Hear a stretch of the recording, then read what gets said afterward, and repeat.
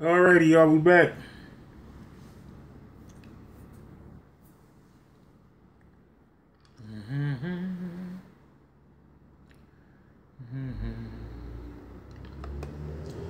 Give everybody a chance to come back in the room.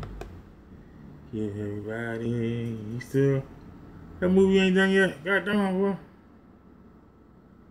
Well, we are using the computer.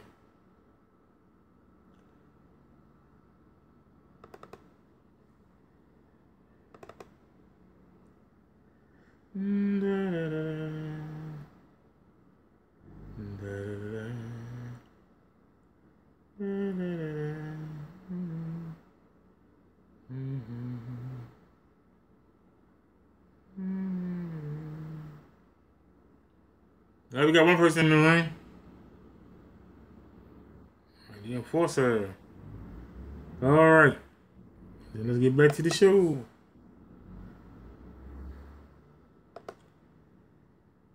Oh, wrong button. There we go. And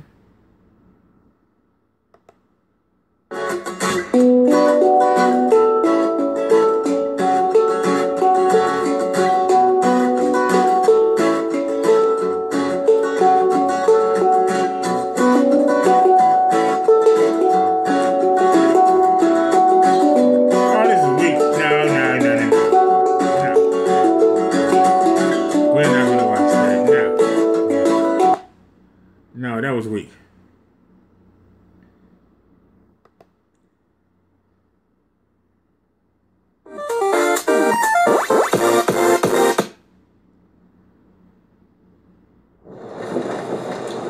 How we dealt with that?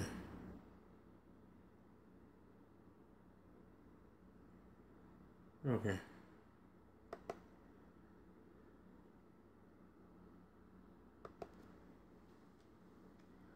Thank you. Come on, mouse, where you at? Where's the mouse at? That's crazy. I had something ready to go and I still got scrounged around. That kills me, man.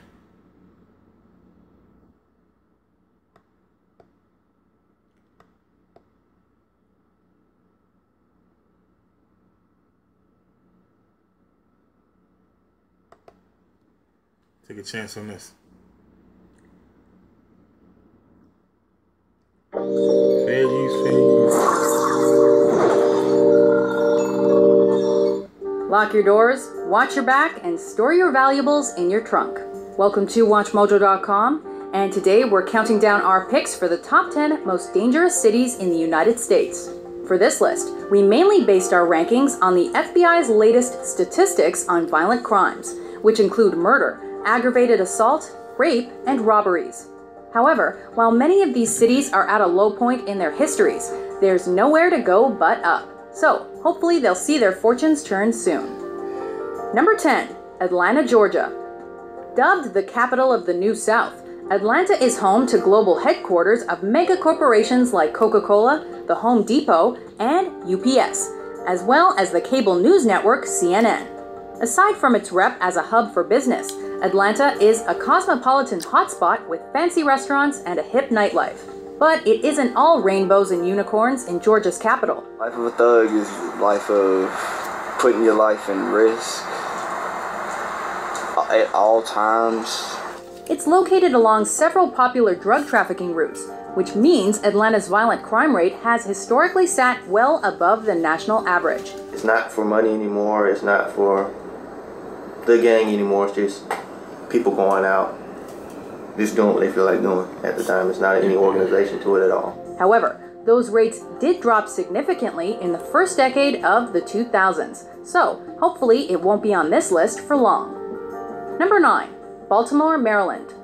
Maryland's largest city is rich in history, culture, the arts, and crime. 13 days into our new year and 16 people have already been killed here in our city. In June 2013, Baltimore saw a record 28 shootings and 10 homicides in just 5 days. In August the following year, stray bullets from violent disputes in both Baltimore and nearby Prince George's County killed 3 3-year-old children. As opposed to other violent cities that have seen a recent decline in murder rates, Baltimore saw a 7.3% hike in homicides in 2013.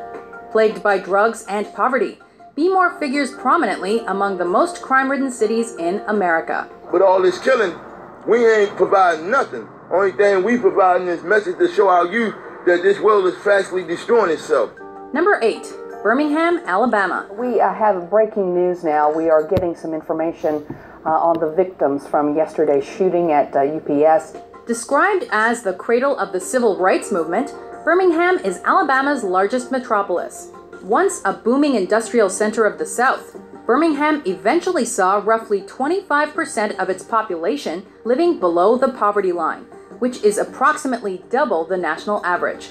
That high poverty rate, paired with the ever-present drug trade, has kept the crime rate up, to the point where its crime rate is one of the highest in the country, regardless of the city's size. Crime tape marks the murder scene near the loading dock. Through this door, the dead man in an employee-only corridor connecting to the kitchen. While those rates have gone down in the last few years, they are still way higher than the national average. Number 7. Memphis, Tennessee. Home of the blues, barbecue, and Graceland, Memphis also has a huge criminal culture. Crazy how you could just see someone one day and then the next day they're gone. With over 180 gangs in the area, including Gangster Disciples, Crips, Bloods, La Raza Nation, and MS-13, Memphis is plagued with serious gang violence. A dubious distinction for West Tennessee tonight. More dirty cops are busted here than anywhere else in the country. Add corruption in the police force to the mix, with an average of 20 police officers arrested yearly since 2009 on various charges including DUI, extortion, drug trafficking, sexual solicitation, and more. And it's not surprising that Memphis figures on the FBI's most dangerous cities list year after year. He's on video counting cash, a bribe, investigators say. Number 6. Chicago, Illinois. Cook County Sheriff Sergeant pumping gas. Suddenly, 3 men in hoodies approach him. 1 man displays a gun. Chicago has battled a gun violence problem for years. The 2000s saw staggering murder rates, often coming close to or surpassing 500 per year. 2013, for example, started off with a handful of murders on New Year's Day alone. By the end of the week, the number had already reached double digits. This is a six-month-old child who haven't had the chance nor the opportunity to live. Her mother never seemed allowed to see what she would become. A mass shooting at a basketball game in Cornell Square Park in September of that same year left 13 wounded. The next year didn't fare much better, as 4th of July weekend 2014 was a bloody one, with over 80 shootings taking place, 16 of them proving fatal. It's supposed to be Independence Day, but it's not independence for parents who lost their children to gun violence or any other citizen in the city of Chicago who lost their life to gun violence this weekend. It's no surprise that the Windy City is number 6 on our list. Some of the stories we're hearing right now and that are going national are shocking the rest of the country, but Chicago's been dealing with this violence for quite a while.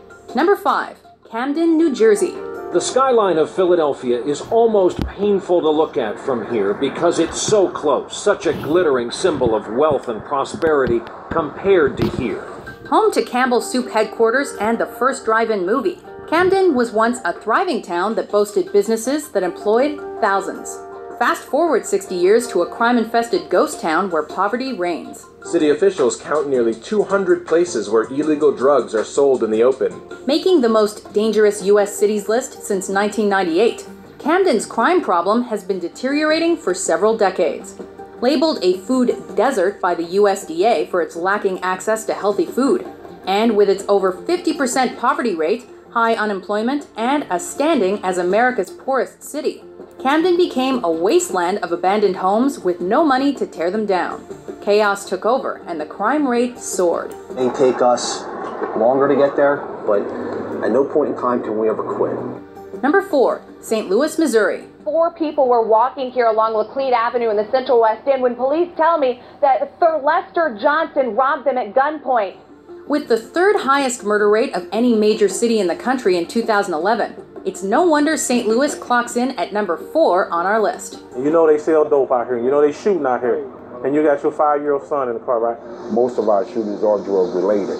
While violent crimes have been going down in the last decade, there were still a recorded 120 murders in 2013, sending the murder rate up by 6.2% from the previous year. Missouri State Representative T.D. Elamine has asked the governor to order the National Guard to help patrol the most dangerous North St. Louis neighborhoods. And with the shooting of 18-year-old Michael Brown by police in the Ferguson neighborhood of St. Louis County in August 2014, and the riots and violence that followed, it will probably not be a great surprise that crime statistics in St. Louis took yet another hit. Protesters threw Molotov cocktails and fireworks at riot police, who responded with tear gas and rubber bullets. Number 3. Flint, Michigan. Begin with breaking news in Flint, where a state trooper has been shot. The birthplace of General Motors, Flint was once home to thousands of auto manufacturing jobs.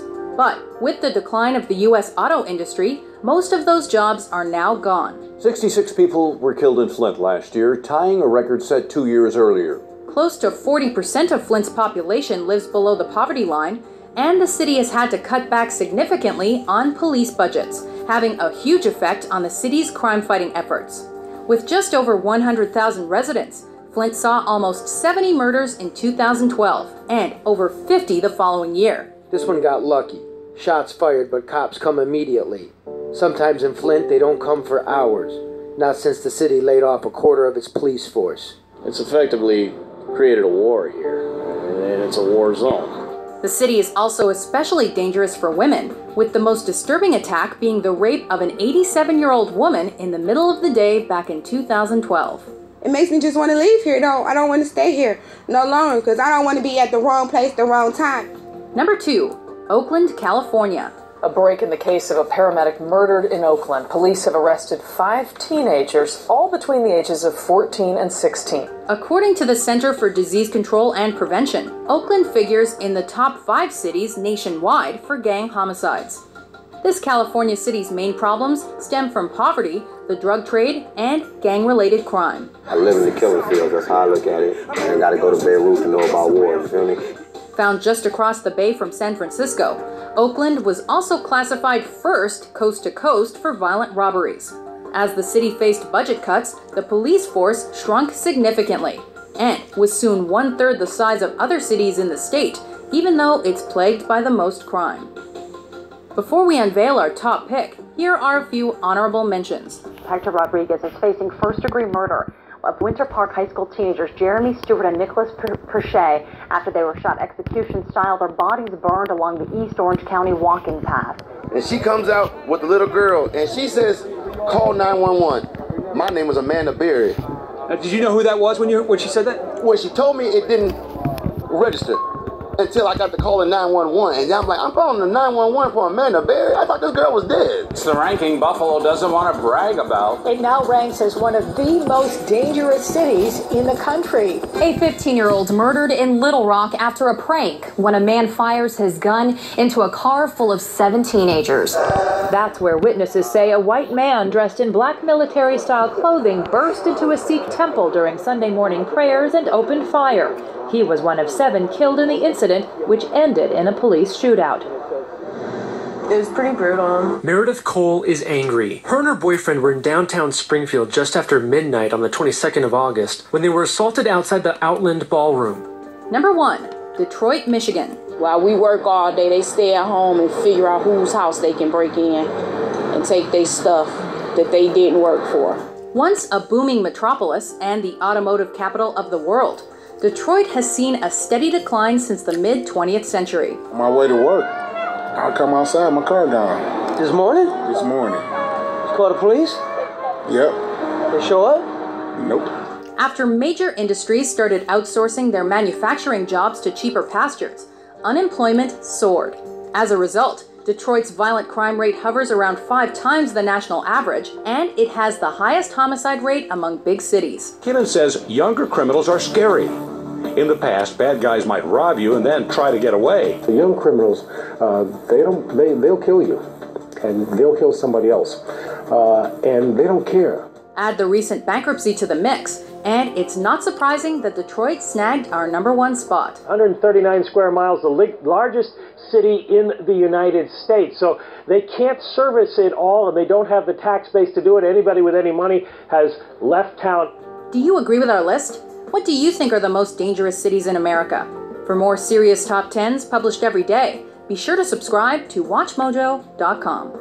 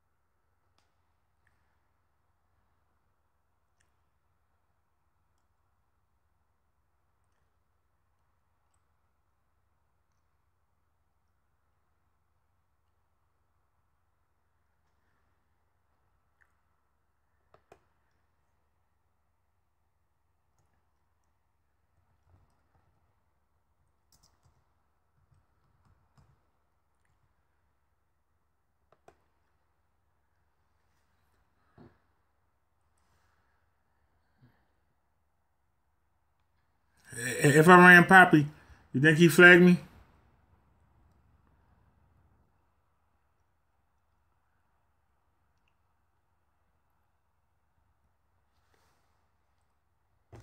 Hello? I said if I ran Poppy, you think he'd flag me?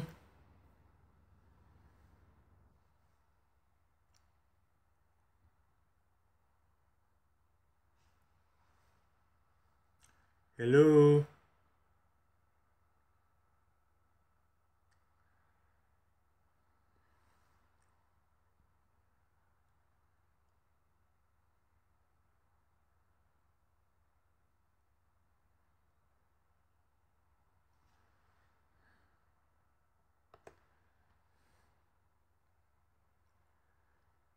Why is it that the elderly people where I come from gotta worry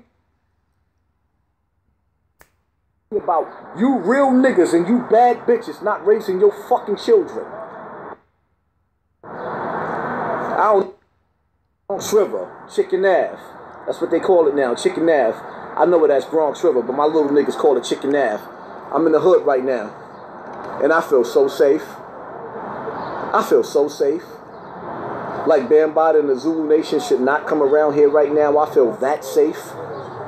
Chicken Ave, Bronx River, with my whole circle. Oh, the ones that's left. Because in my circle, the dudes that come from my circle, they all got life in jail. Trying to keep it gangster. Trying to keep it street, being real niggas. Y'all see that? That building behind me is the Terror Dome. That's 1455. And look at the garbage looking nasty. I wish I could have caught the rats, though. I wanted y'all to see the rats. See, I want y'all to understand something, right? If you ain't come from where I came from, you can't relate to me. And even still, I try to be a righteous man. A family man. Raise your children. That's gangster. Put up with that bullshit with your wife. The same way she put up with it with you. That's gangster. See that? That's the Terror Dome right there. Nothing but project buildings. People stacked on top of each other. Everybody stacked on top of each other. If you don't come from where I come from, you couldn't relate to me. You couldn't relate. Y'all don't understand these stories. I don't expect you to understand my story. I don't expect you to understand that. Nasty ass garbage in front of the building. I don't expect you to understand that. I remember looking out my window and seeing people getting killed in front of the building. I looked out my window. You see my window? My window. 12th floor. I remember looking out my window and seeing dead bodies. Niggas getting stabbed up in front of my building, shot up in the hallways. I understand that. If you ain't go through that, you can't relate to me. I don't expect you to relate to me. I don't expect you to relate to me at all. But what I do expect you to do, you bad bitches and you real niggas, raise your fucking children. That's what you do. Raise your fucking children. Stop having your children run around. Making the elderly is our mother and father. Make them feel comfortable. Make them feel comfortable. I don't get it.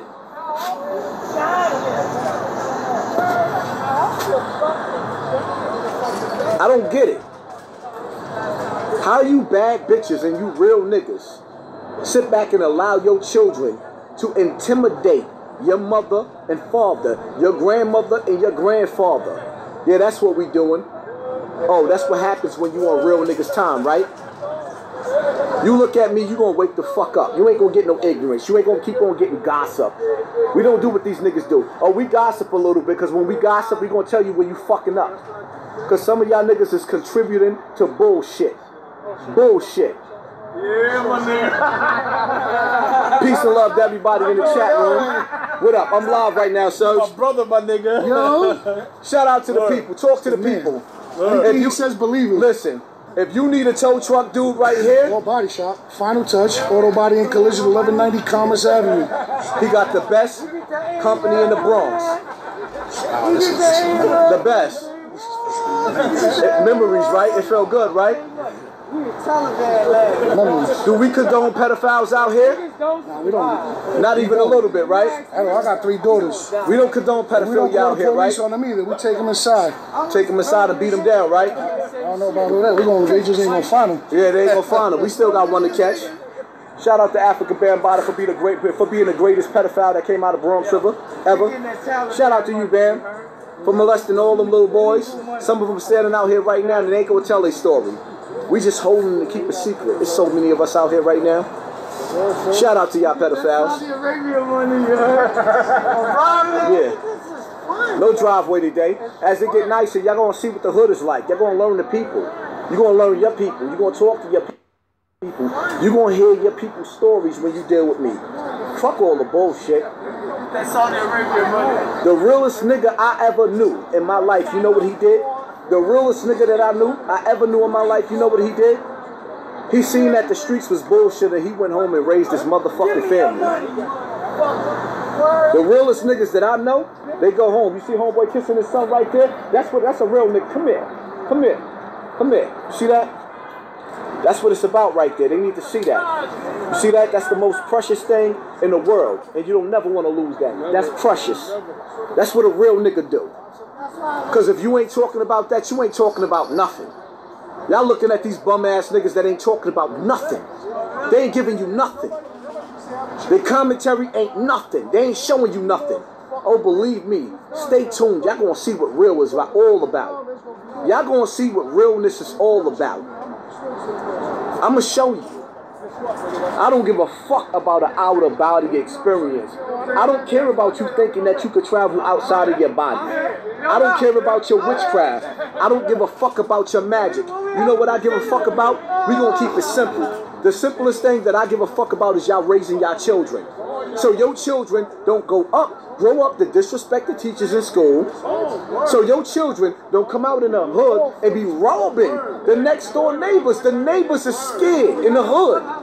The neighbors is scared in the hood.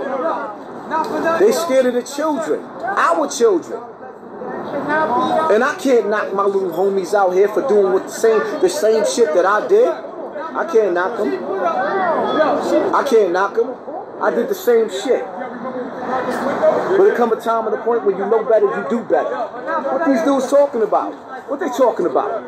What they talking about? This is the Terror Dome right here. The Terror Dome. You see them buildings? Do you see them buildings behind me? Where I come from, we different. And every hood got its hood. But we different here. We on top of each other like sardines. We different. Raise your goddamn children. Fucking grown-ass YouTubers talking about other YouTubers. I don't know you niggas. I don't see you where I'm at. Y'all see a different kind of form right here, right? Different. I got enemies where I'm at right now. I got a lot of enemies right now. They not here. They don't want to see me in this rare form. We different. I don't want to see them either. I love them. I want them to get better. I want them to do better. I don't never want to hurt the next man because we egotistical, because we different. That's the message right here. Ain't no driveways right here. I'm not in the driveway no more. Understand. Get in tune with who you dealing with. Get in tune with who you dealing with. Ain't no police around. I'm in the hood right now. And the message that I'm going to give you from the hood is going to be some real shit. I want y'all to understand where we come from. I want y'all to understand the Terror Dome.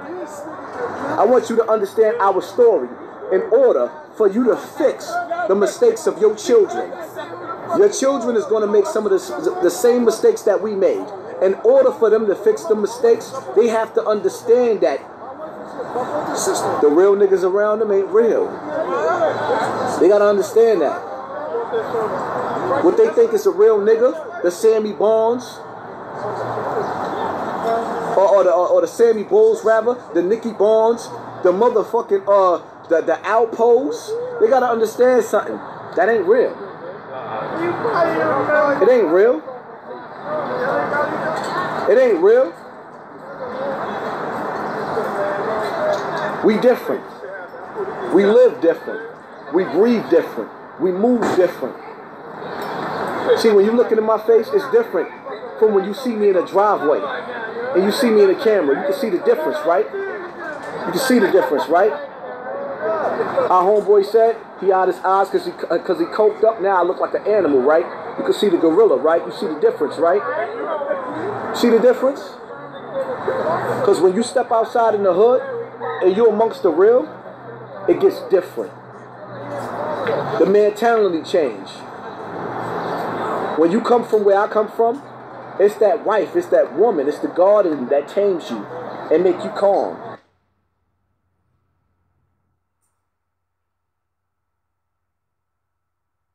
And humble and make you look different.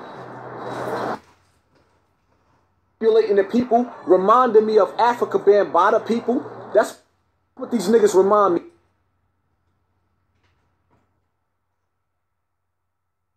of. Y'all remind me of the niggas that raised me in Zulu Nation. That was fucking all them little teenage boys or teenage girls. We different.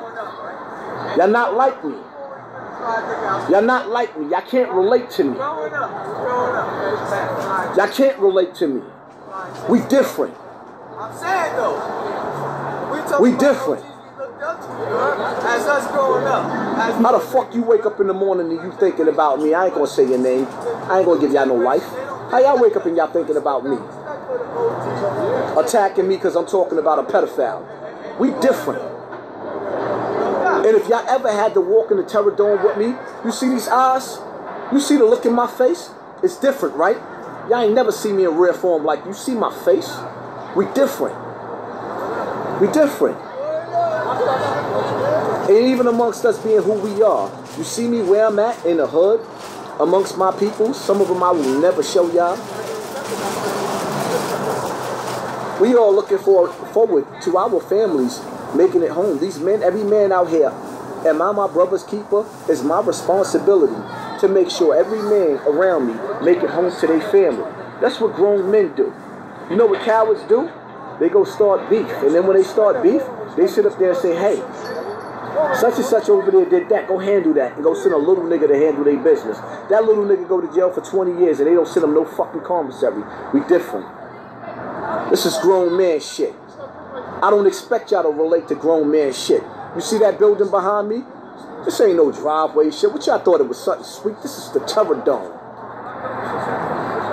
This is the Terror Dome. Peace and love to all my followers in the chat room. Peace and love to all my real people. Yo, Will. Yo, Will. Come here, Will.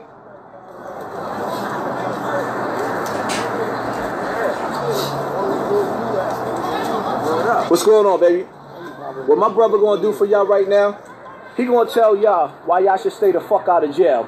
With all the time he did. Hey, yo, right now, I'm kind of fucked up, you heard? Twisted. But jail ain't a good place, man. Tell him, Will. Tell him why jail ain't a good place. Make it real short. Give him 10 minutes of realness and we out. Right. You got 311 people looking at you. 308 now. Tell him why you shouldn't go to jail. Alright, jail ain't a real place because it's like this. It's built for us to go against each other. You got all different types of families going on, right? And inside the P now, everybody's against each other. There's no unity, you know what I'm saying? And that's what they want, divide and conquer. That's why you shouldn't go to jail. And straight up on the streets, it's the same shit. Ain't no loyalty. Niggas is snitching on each other, and it's legal nowadays. So niggas need to get back on that G shit and stop telling and get back to being united, my nigga. Everything is for oppression, my nigga. And these niggas that's oppressing us is getting deeper and deeper on top of us because we fighting each other. So that's why you shouldn't go to jail. You should uplift your brother and sister and make sure we all on the same page and we rolling together. So now, you know what I want you to tell them? Tell them what happened to them at nighttime in jail. At nighttime? Tell them what happened at nighttime in jail. What happened to them in jail? In jail, different things can happen to you. Tell them. In jail. Talk to them. It's like this. If you in jail, you can either get robbed, you can either get raped, depending on where you at in the penal system. And not even that. You could get cut. So you got to be really smart about things. And the crackers want us in jail. So you don't want to go to jail.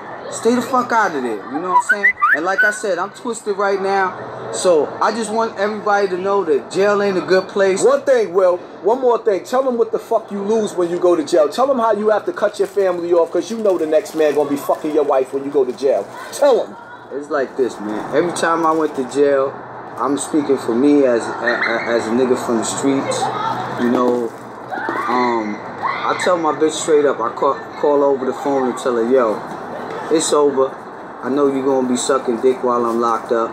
And it makes no sense for us to be together because I'm not going to be in jail wondering what you're doing when I know what you're doing. So you know what? You lose everything, my nigga. And when you come home, it's like everything changed, my nigga. And you ain't that same nigga. You got to work your way to back up to the top because it's not about who you are. It's about the work you put in. And niggas ain't trying to hear what you did in the past. So if you ain't a real nigga, and there's a lot of niggas who's not real in this game, they telling in the game and all that, and it's fucking it up for real niggas. So, last of the Mohegans, all I got to say is the game done changed. So, niggas got to evolve with the game and do real shit. Be positive and move together. Tell them what's the realest thing that you could ever do in life. The realest thing you could ever do in life is teach another brother how to move right so the new generation coming up know what we going up against, my nigga, because a lot of niggas don't know what we going up against. And that's the machine of poverty. That's the machine. The machine that came into our hood and dropped the dope off, the crack off, the coke off. These dudes ain't talking about that. They ain't gonna talk about that. They ain't gonna get real. They ain't gonna get real. They ain't gonna tell you what it's like. They don't wanna talk to you. The realest thing that you could ever do is stay the fuck away from the drug gang. The realest thing that you could ever do is when you pick that woman, right? When you go out there and you pick that woman and you feel like she's the right one, you stand by her through her bullshit and she stand you and y'all make each other better so you can raise your motherfucking children. That's the best thing that you could ever do. And if these dudes on YouTube, if they not talking about that, nobody gives a fuck about your out-of-body experience. Nobody gives a fuck about none of the shit that they talking about. Life is about man, woman, and child. Man, woman, and child. Hit that like button and hit that fucking share button. It's 104 motherfuckers that like this shit, and it's 348. You gonna tell me I don't like this real shit? See the children behind me? They outside, they can play. While we outside, they can play. Yeah, he got that pit bull chasing them little kids. He better stop. While we outside, while they outside, they can play while we outside. They safe while I'm here. I don't know about anybody else. This is what you do in the hood. And if these dudes ain't talking about that, look at that. That's Bronx Ripper. Harrod Ave. 1455. Y'all don't see Bam out here. You don't see the Zulu Nation running up out here, and Zulu still live here. I don't know who the fuck y'all think I am. I am who I am. Say no to pedophilia. Say no to the rap game that promotes pedophilia. Say no to Tekashi 6ix9ine little raping ass, even though everywhere you go you hear that little raping ass music. Little rape nigga. And I would have forgave Tekashi 6ix9ine for what he did because he's still a young boy. But then when I watched that video with Tekashi 6ix9ine sitting up there talking about, oh, I got 30,000 in my pocket and yeah, I'm a rapist. I'm going to play that for y'all later. Y'all better tune in on that. And he bragged about being a motherfucking rapist. Yeah, we out here. might just take y'all for a little tour through Bronx River. That's 1455. That's where I come from, the Terror Dome. The Terror Dome. If you ever wanted to catch me cheating back in the days and you wanted to break the lock on my motherfucking phone, all you had to do was press the passcode 1455, the motherfucking Terror Dome. That's where I come from. Stop watching these corny niggas. Make them step their game up. Niggas is making YouTube too easy. They're getting up there talking about nothing. Getting up there talking about nothing. Gossiping. I don't know you dudes. I can't relate to you. See that? That's the Terror Dome. See that right there, that stage? Damn near every hip-hop artist done been right there. Between y'all back in the days when I was a little criminal, I remember Queen Latifah coming over here when I was a stick-up kid. She was on her motorcycle. She done came through looking for Bambaataa. Me and my little crew tried to rob her. She must have seen it all in us. God forgive me for that. I was about to rob Queen Latifah. That bitch jumped on that bike and she blew it. Right here in Bronx River. You see that center right there? Right there in that spot, that same spot, I was about to get it on with Fat Joe. I was a little nigga. But you know what though? Fat Joe was a gangster. So when me and my little crew tried to walk up on him and press him, them guns came out. Bam had to run out of the center and stop that. Fat Joe is a gangster, certified. We from the hood. But just because we from the hood, we don't have to act like we fucking hood. Can we act like we somebody? Can we act like we the lost sheep of Israel? Can we act like we the African descendants? Can we act like we are who we are from every corner of this earth? Can we act like the slaves that was robbed of our land? Can we act like the slaves that was robbed of our freedom? Can we act like political prisoners? Can we act like we want to take our lives back? Can we act like we want our 40 acres and a motherfucking mule? Can we act like that? Is there anything wrong with us acting like we want what's ours? Is there anything with us acting like we want to take back what's ours? Our freedom? The right to grow our potatoes in the dirt. You see that dirt? No potatoes. Look at this place, right? I want y'all to see something. Look at the fences. You see the fences? All through the projects, how they got the fences in the cement? They got the fence in the cement like that all through the projects. You see them? See them right here? That's because this is like martial law. And when they declare martial law and they want to trap y'all off, it's going to be easy to confine the whole community because there's fences all over the community. They done turned us into this. They done turned the projects into a fucking prison. Every project, every hood community is next to a highway. A major highway. You see that right there? Over there? That's the highway. Yeah, I know it's interruptions now. They want to play that game. They might cut my shit short. Y'all gonna get the real from me today.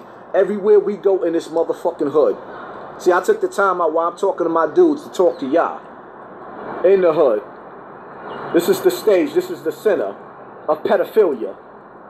I don't respect this shit. Bam, fuck that stage up. We had some good times out here in the center. We had some good times out here in the center and outside of the center. But we got some fucked up memories too. Shout out to Africa Bambaataa for being the biggest pedophile that ever came out of the Bronx. The biggest. An international pedophile. And that's what the fuck y'all should be paying attention to. Shout out to Africa Bambaataa for fucking up so many children's lives in Bronx River. That's what you're going to be remembered for. You will never get the grace of, oh, hip-hop. Because if this is what you represent, hip-hop, and this is the home of hip-hop, Bronx River, Cedric Ave, we're going to say both, then fuck you. And fuck hip-hop. Because when it comes to touching children, we don't respect hip-hop. And look at it. Tekashi 6ix9ine, he coming through the door. What is he coming through the door as? A fucking pedophile. Bragging. And I'm going to play that video for y'all to see. With him sitting up there talking about, yeah, I'm a rapist, but I'm a rapist with $30,000 in your pocket. If you were sorry about what you did, because I can tell you right now, most of the dudes, and I'm going to be honest, most of the dudes that I know were older messing with younger girls. But as we got older, we stopped doing shit like that. The dudes that I know, they grew away from that. They stayed with grown women. They learned that there was a certain age limit that you had to cut off. A lot of men do that. And this is why a lot of men don't sit up there and say, hey, I'ma speak out against pedophilia, because some of these dudes was 25 years old with a 15-year-old baby mama that was fast in the ass, and they got them pregnant. And you know what? They learned that they had to stop dealing with them younger girls, and they have a history. So a lot of dudes don't want to talk out about pedophilia. But the reality of it is, if you changed your life and you ain't living the same way, you could talk about people selling drugs. If you beat a bitch ass for 10 years of your life, and for the next 10 years you didn't whoop a female's ass, you could talk out against domestic violence. Don't let nobody tell you that you can't speak out against selling drugs because you sold drugs. This is the game that they play. This is the game that they play. To know better, to do better. One thing about Bronx River is my mecca. Chicken Ave. I love, even though I might have been on a bad accord with the young dudes because I was critical of them, I love them little niggas. And I want them to grow up and raise their children. Chicken Ave, Bronx River. And I want them to grow up without their children being molested. Fuck Bambaataa. And anybody in the Zulu Nation that's still repping Africa Bambaataa, fuck them too. And anybody in the hip-hop game that's running around still talking about Russell Simmons is a good nigga, fuck them too. Russell Simmons is a piece of shit. Russell Simmons molested dudes that I knew was young kids. We in the home of hip-hop right now. Yes. Peace and love to everybody in the chat room. All my real. All my real. Stop supporting them lame-ass niggas on YouTube. Make them step up what they talking about. You can't sit up there and talk about gossip every day. Uplift the people or die. We are at war. We've been at war for over 400 years. You understand that? I'm going to say it again. Coming live out of Bronx River. We've been at war for over 400 years. If you ain't talking about getting out of this spiritual, mental, physical war that we going through, financial war, you ain't talking about nothing. Only a weak nigga get up on YouTube every day and talk about the same nigga. You? Especially when you going through poverty. Talking about Bambaataa? Talking about you?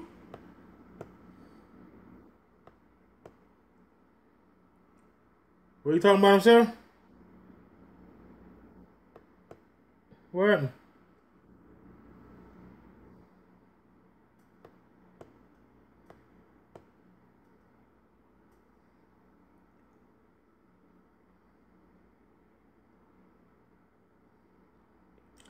Come on, Poopy, what's going on? Everybody in Bronx River. But what I will say while I'm in Bronx River, step y'all shit up. Stop robbing. Understand something. I don't condone crime. Right? Even though I come from a life of crime like everybody else. But if you want to rob somebody, don't do the elderly. You're going to get the same time anyway. I'm not going to tell you where you can go rob somebody at because you get locked up for it. But believe me, there's places where y'all could go rob motherfuckers and get more money. And then you can look more certified. There's nothing gangster about robbing a senior citizen. There is nothing gangster about robbing somebody that live off a $700 to $1,000 check.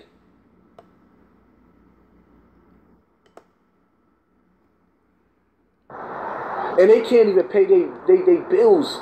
After they pay their rent in the projects, they got to figure out how to have food, coffee, and everything else. Come on, people. We got to do better.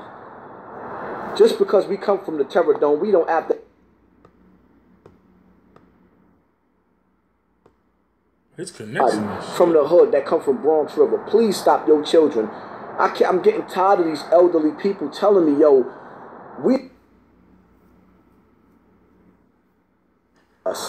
these little niggas is robbing these elderly people for their disability checks.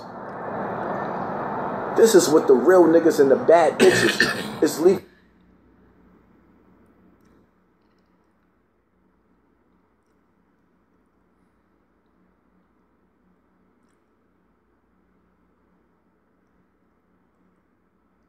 Soldiers in Bronx River that put that work in when it's time to put the real work in. And you little motherfuckers that's robbing these elderly women, man, I swear to God, if I ever catch you, I'm gonna throw your little asses off the roof.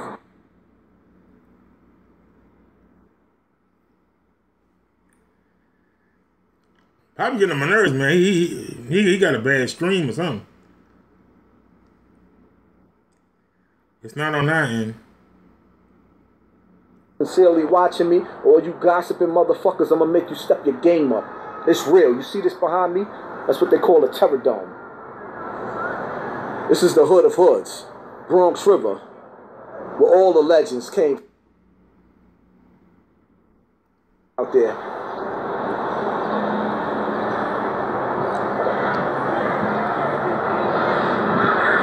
Live from the hood. Garbage cans all through the goddamn hood. Garbage all over the place. Rats all over the place.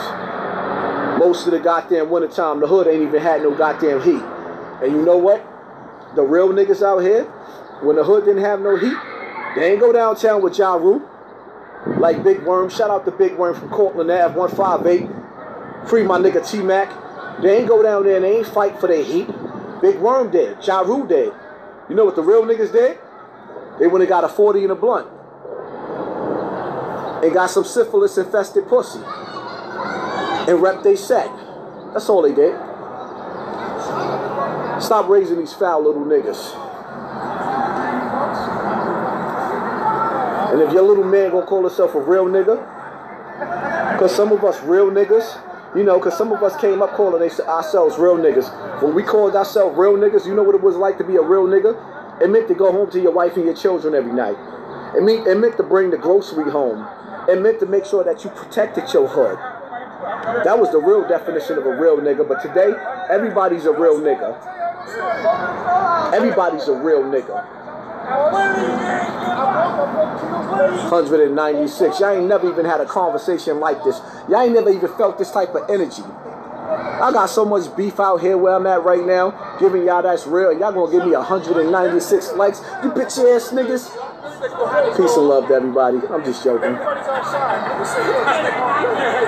Shout out to whoever gave me that donation. I didn't see that. Peace and love to you. Peace and love to everybody that prays for the hood. Peace and love to everybody that prays for me. Peace and love to all the women out there. Yeah, I saved Joe that day.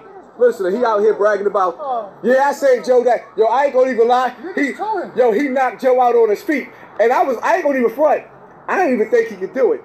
He knocked him out on his feet. Francisco brother Joe, he knocked him out on his feet. Yeah, they tell war stories. That's what we do out here in the hood. Tell war stories. Look at Ski over here. Don't run Ski. Don't fucking run Ski. Look at him. Don't run Ski. Yo, if you run him, tell Bam Bada. Bam! Tell him Bam. Rip them out from here to there. Bam coming to get you. Bam the boogeyman out here. Come over here. Knock him out over here. Wait a minute. He comes over here. Bam is the boogeyman out here. Don't let them niggas fool you. You want to talk about it? What about when your mother? Don't let them fool you. What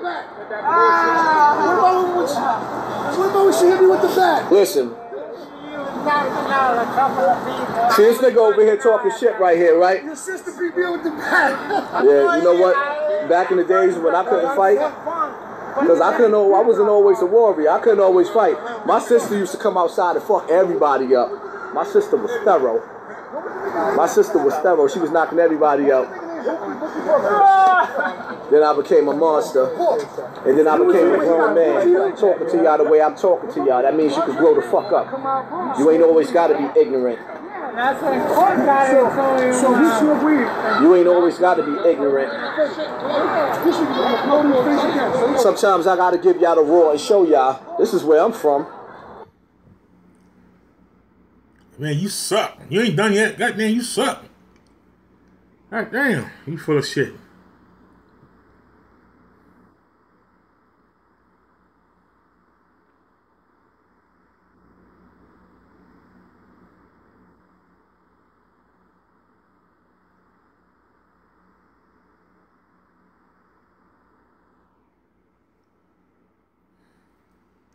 Okay.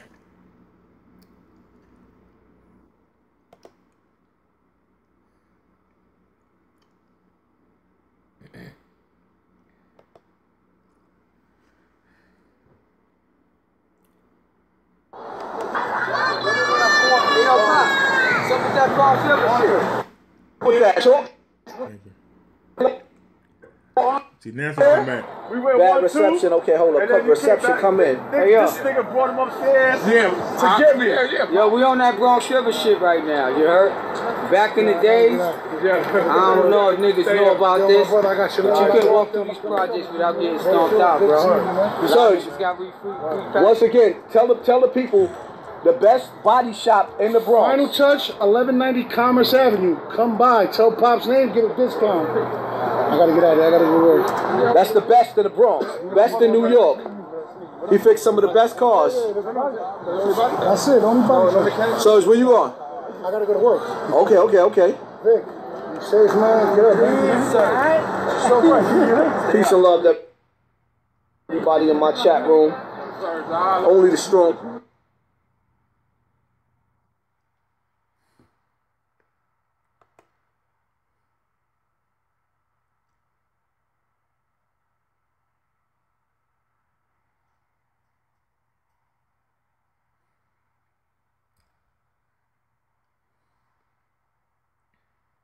Which one, Tyrone?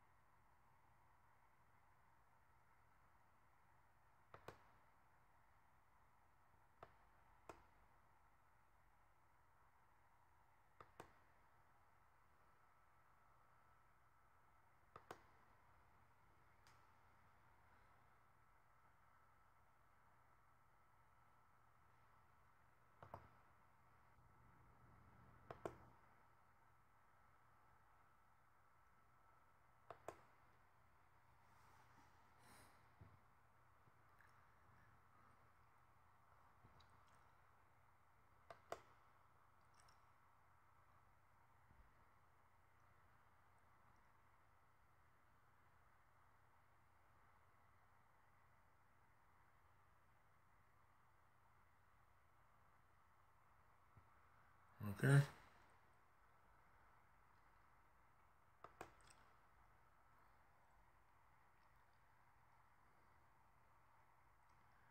See if I can grab one more while I'm here. Anything else for grabbing?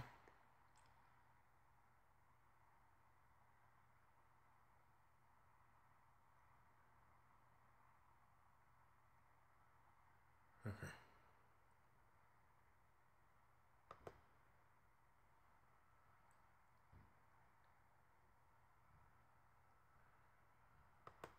Did we ever get this? I'll get it again. I just want to know where it is. Pictures, camera roll. Okay.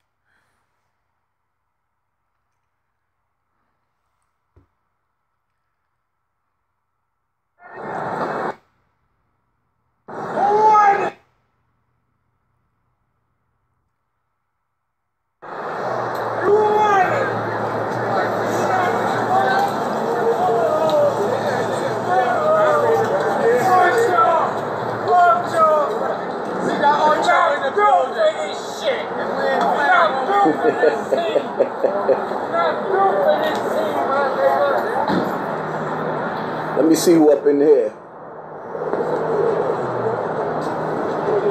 Champagne 24, Prince Emil, peace and love.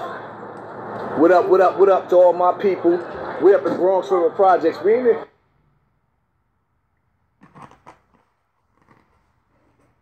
We not sitting up in the driveway no more. We in the hood. We in the hood.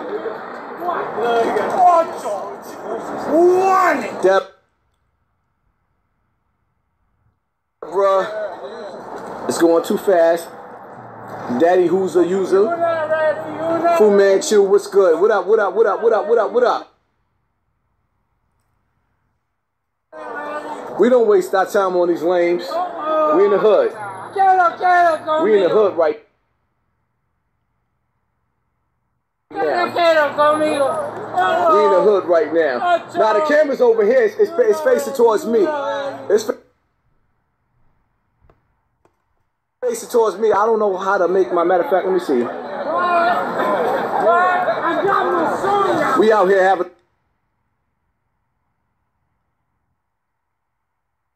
the Bronx River moment, and it ain't a band by the Bronx River moment. It's a Bronx River moment. I don't know what y'all think. I don't know what these people be telling y'all. I don't know what they talking about. I still come through the hood. This is my hood.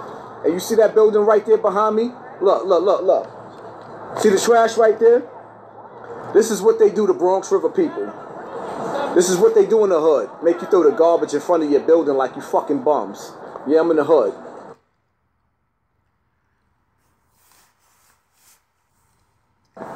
This is what they do to us in the hood. They don't have enough respect to make us take our garbage somewhere else, and take our garbage somewhere else.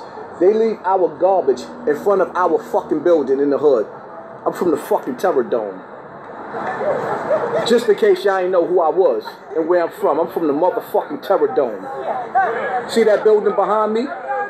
It raised nothing but gangsters. And good people too. The Terror Dome, that's where I'm from. Bronx River Projects. We live in the hood right now. Sister Beverly, I love Beverly. I love Miss Beverly. Y'all better respect Miss Beverly. That's the mother of the community. You gotta respect the mother. Peace and love to everybody in the chat room. If y'all hear music in the background, all types of music in the background, understand something. Y'all in the hood right now. It's gritty, it's grimy. See that center right there? That's the birth of hip-hop. Outside of Cedric Ave and Bronx River Avenue, that stage right there, the stage in the center, that's the birth of hip-hop. Yeah, y'all with a real one right now. Peace and love to everybody in the chat room.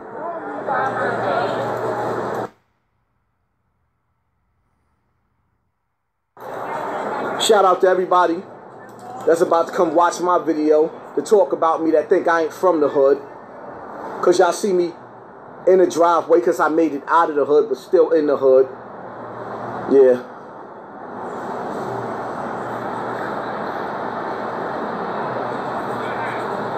Everybody garbage is left in front of their homes. Not like that. That shit is nasty. The way I was raised in Bronx River, you don't leave garbage in front of the building like that. We had places where they took the garbage every day. Are y'all bored of this? They boring hard. I mean, I am.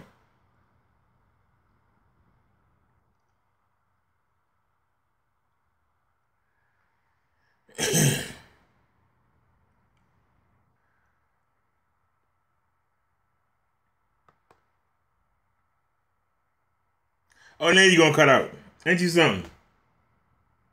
All that time he been freezing on his own. And I thought that we had cut out. Now I get tired of him. And now you want to cut out. Let's camera roll that.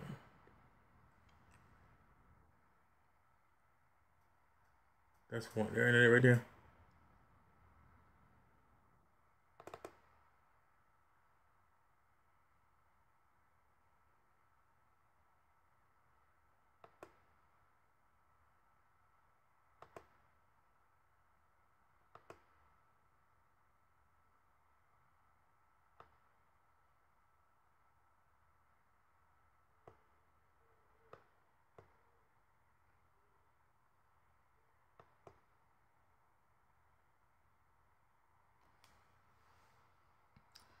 You like this one?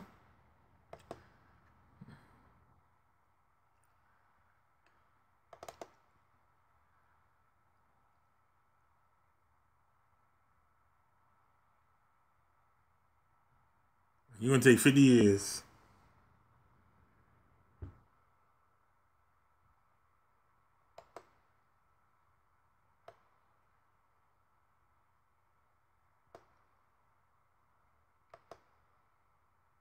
Oh, that's too much. Which one you like better? This one or the white one?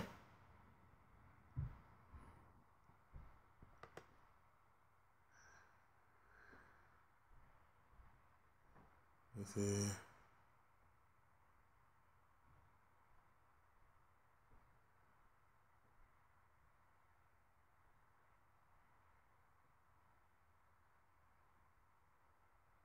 He was born.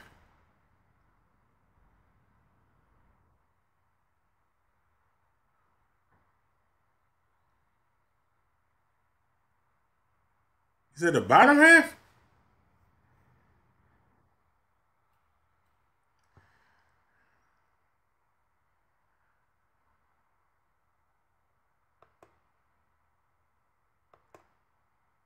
No, that's not gonna work.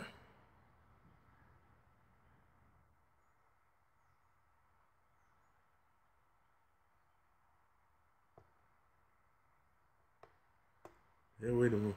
What?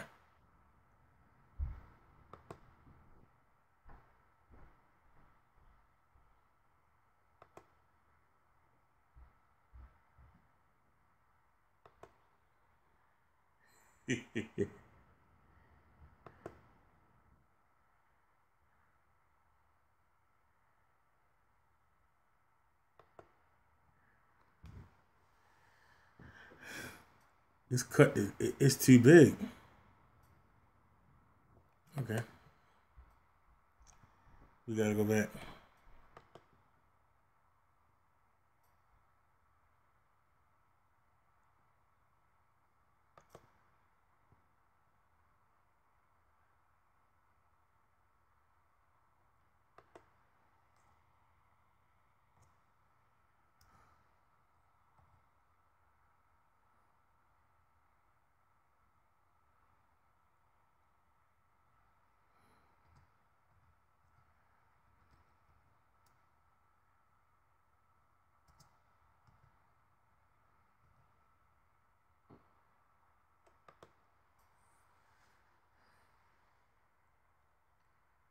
Come on, man.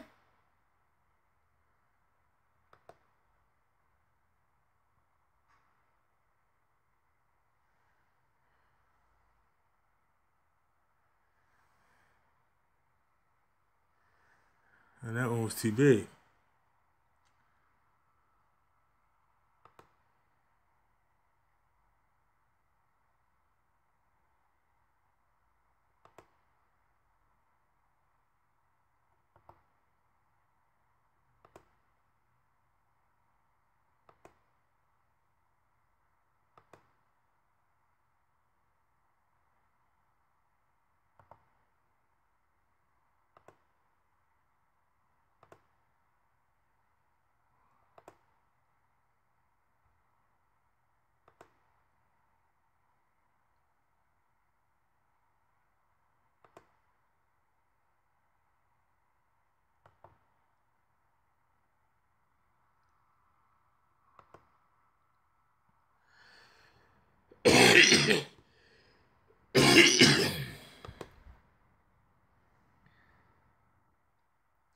The hell, man? What are you doing?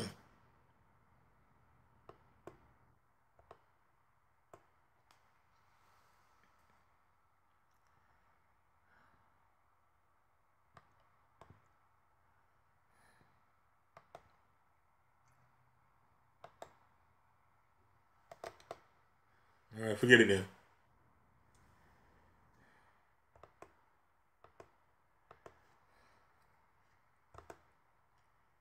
Oops.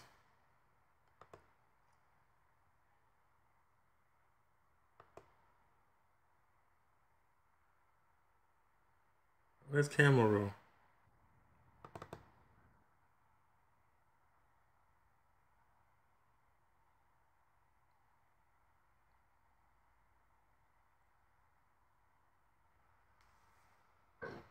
Okay, you got different sizes.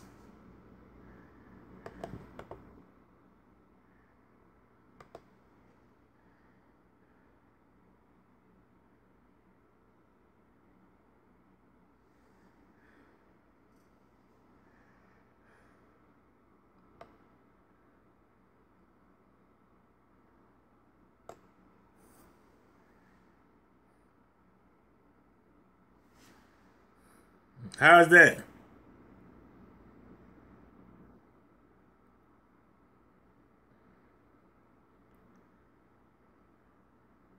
Yeah, it's on here.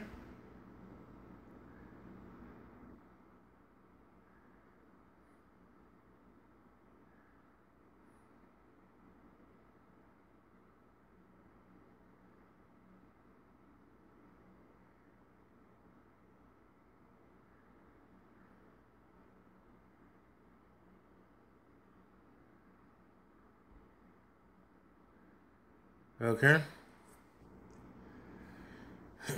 Copyright disclaimer. Under Section 107 of the Copyright Act 1976 on YouTube, I have seen this and wondering would it be fair use if I done a reaction to another YouTuber video.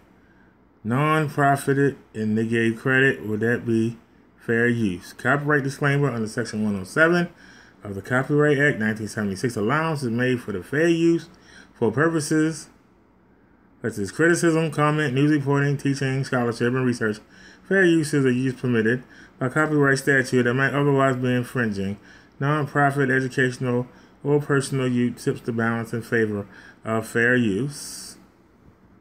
Warning against any explosions. Anything could go wrong, and all that other bullcrap that you from say.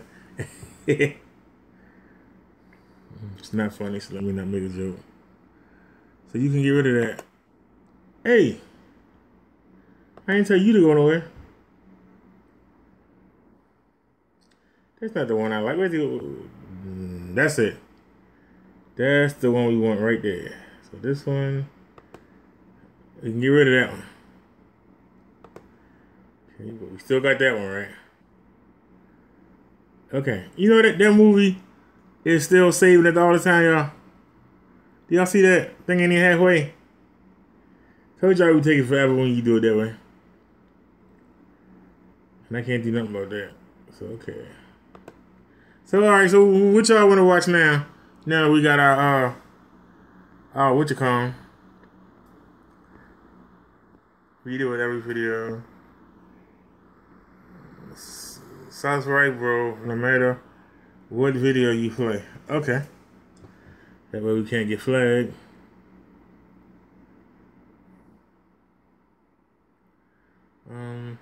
You see it?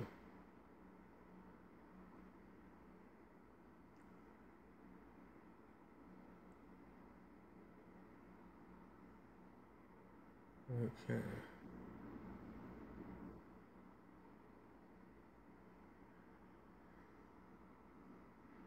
Should I even try it, y'all? Did anybody watch The Art of War? Was it any good?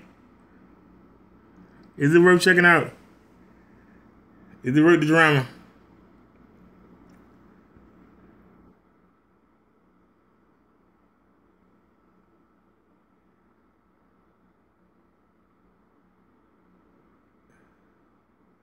Play criminally listed? Okay. How I know what a good one is? I don't. You gotta tell me.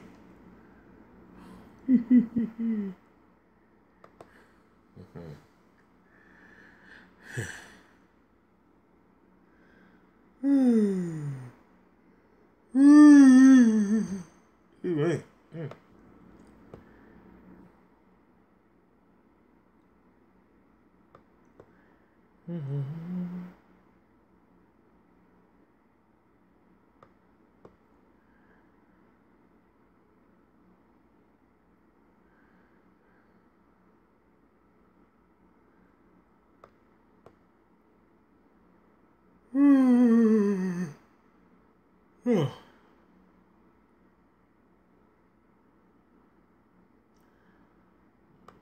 y'all ready? Oh. Now hit the pause button. Watch it still start. Hit the pause button. Hit it again. I'm hit it third time. Yeah, you chump. Will we do anything? Where is it? There it is.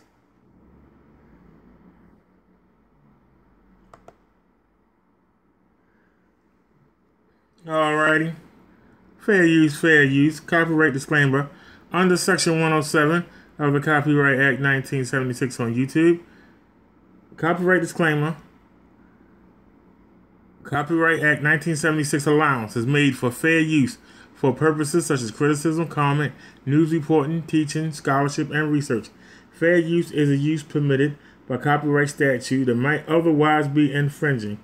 Non-profit, educational, or personal use tips the balance in favor of fair use. Fair use. Okay.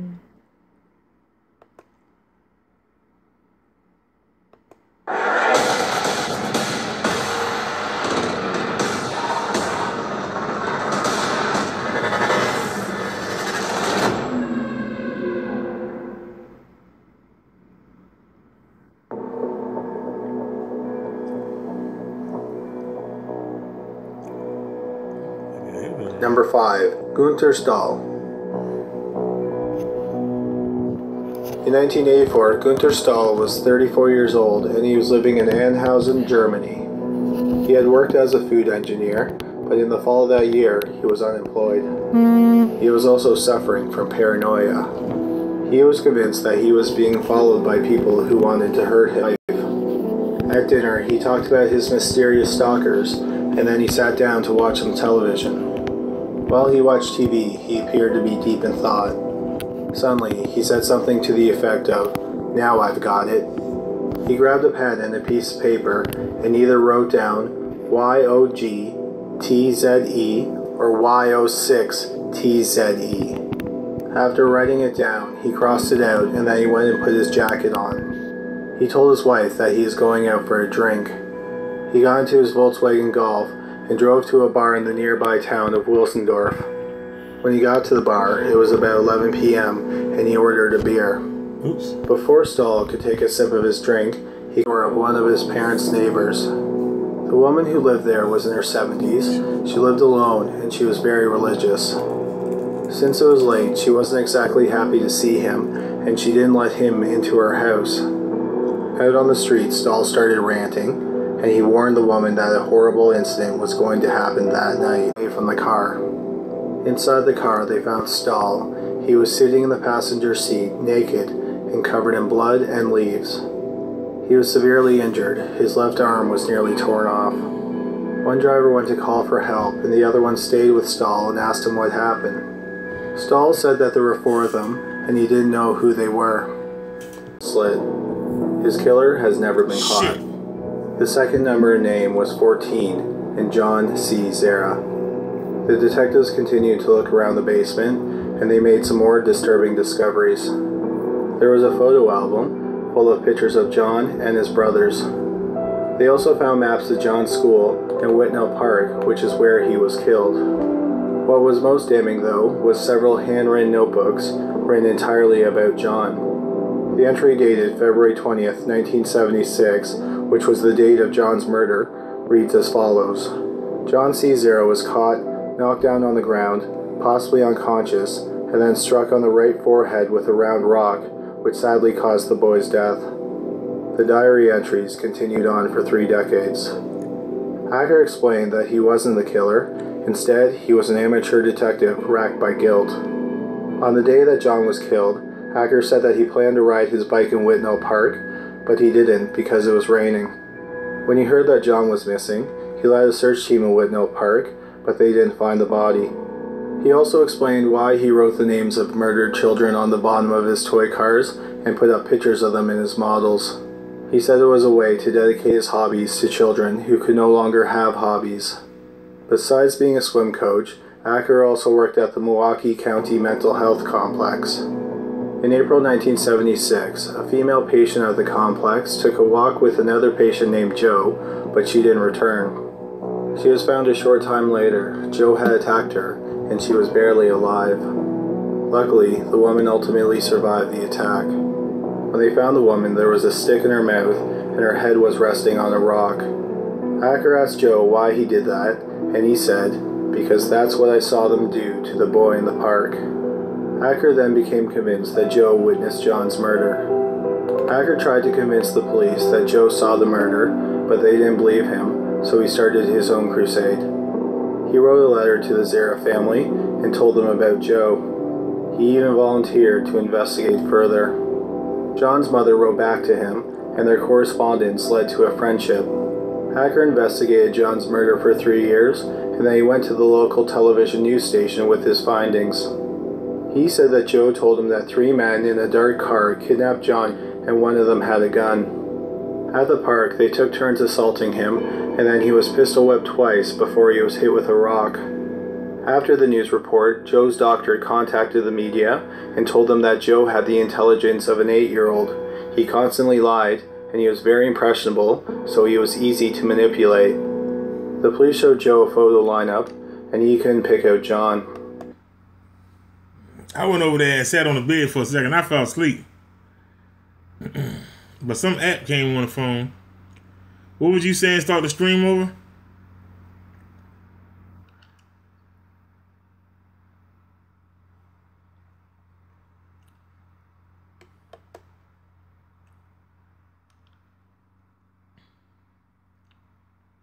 Let's start with a fresh episode.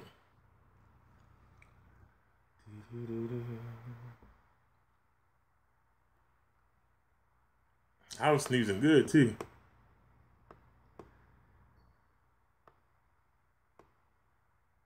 There were some black people. Maybe this is more interesting.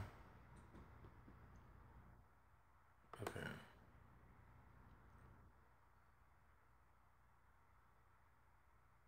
This is an ad for a project management tool called Monday.com. This is what it looks like, and this is what it feels like.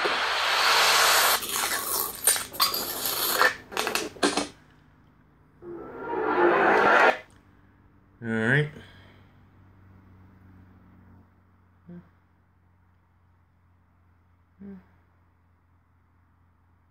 Where is it? Uh-oh. We lost the picture? That's crazy.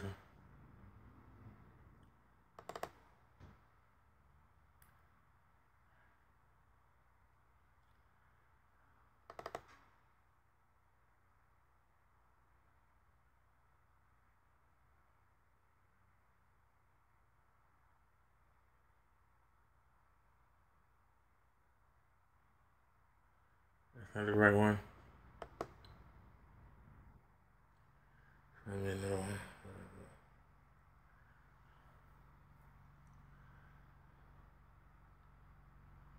Is it this one?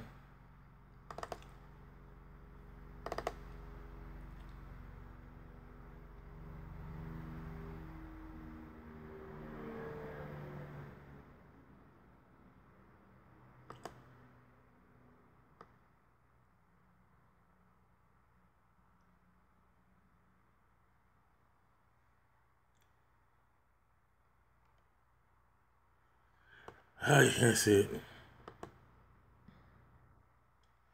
Where's the one that we had?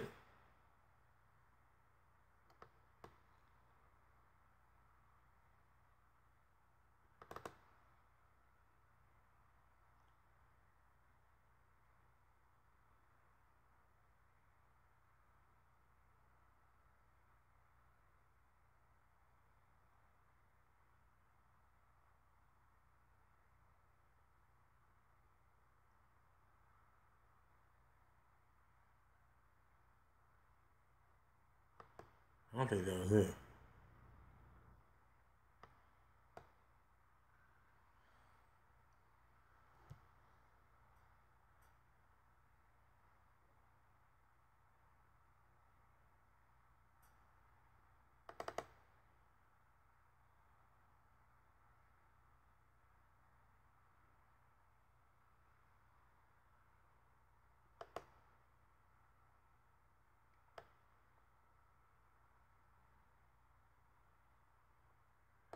Not gonna work. You gotta go with that one. I don't understand. Where's the one I had before? Where did it go?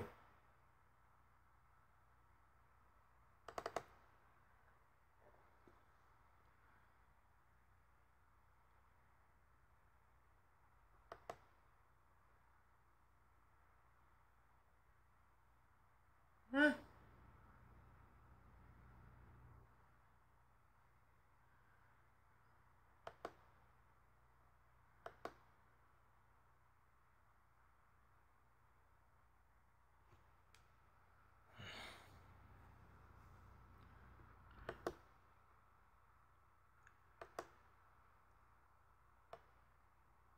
Nope. It's not gonna work.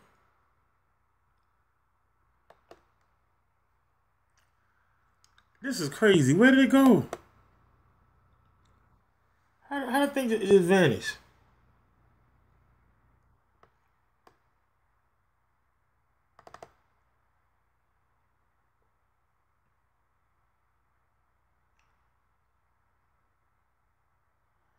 And it's so small, you can't do nothing with it.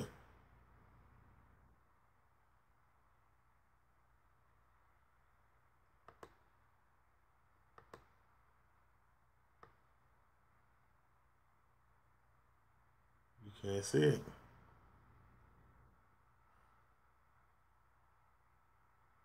You can't see it. Can't use that. I don't understand what happened. I know I'm crazy.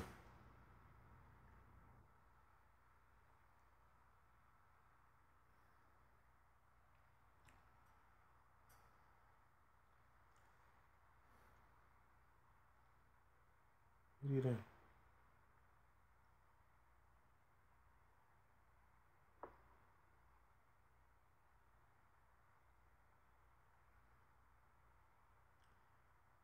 You know you're wrong for that. Okay.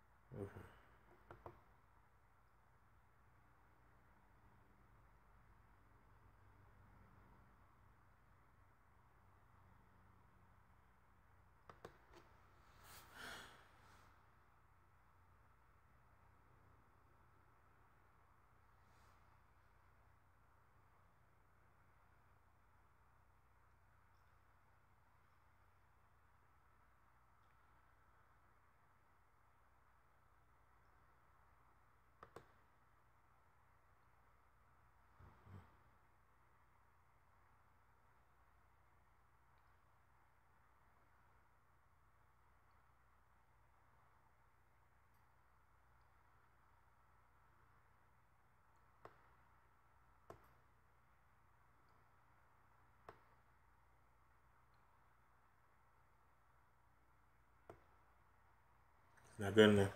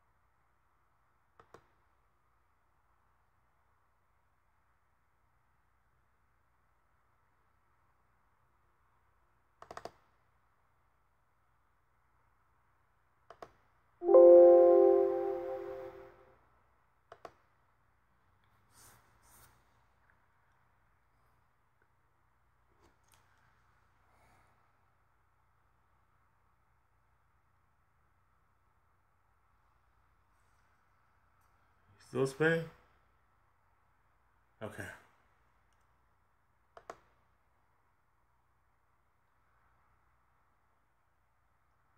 Where's it at?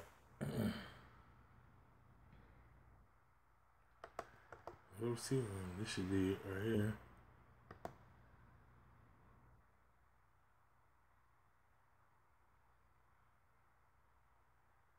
There we go.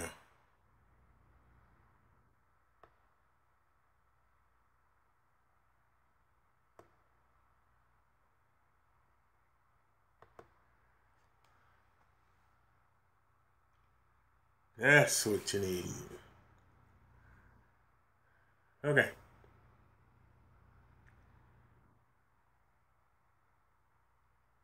What happened? What are you doing? The hell are you doing? You cheat. What?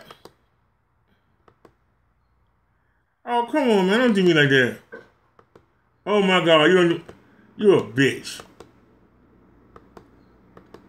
How you gonna do me like that? Shit.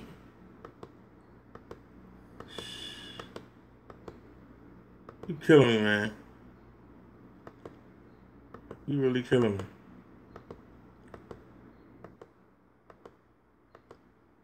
I don't believe you did me like that. I really don't.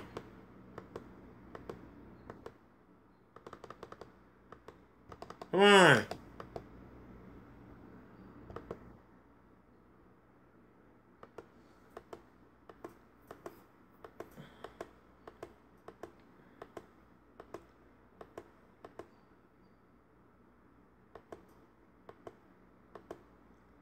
You are so wrong.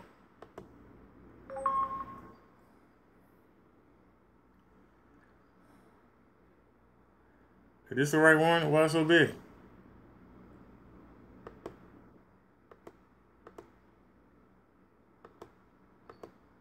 Where's the other one?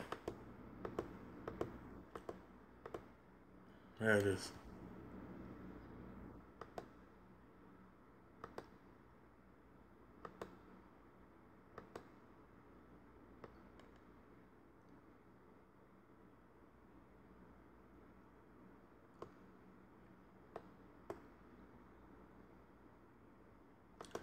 I blew it.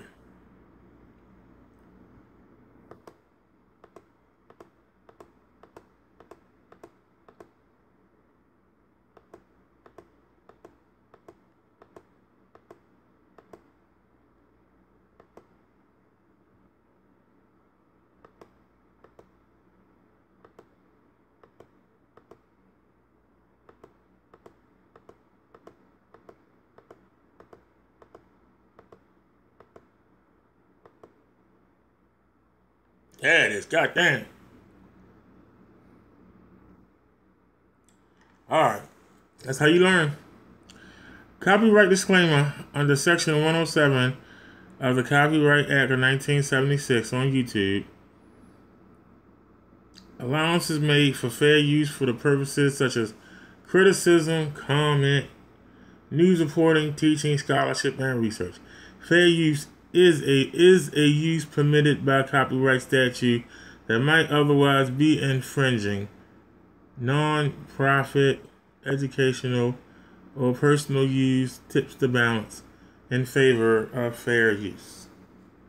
Okay. And when you minimize that, where does it go? Okay.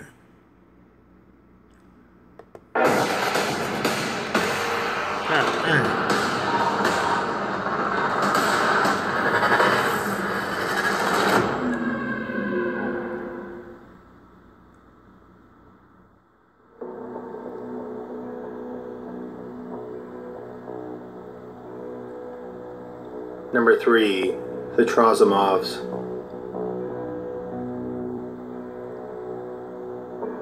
On December 15th, 2012, the police in Kharkiv, Ukraine, were called to the apartment where the Trozimonov family lived. Vladimir Trozimonov was 59 years old, and he was a judge. When the police arrived at the apartment, they found a brutal crime scene.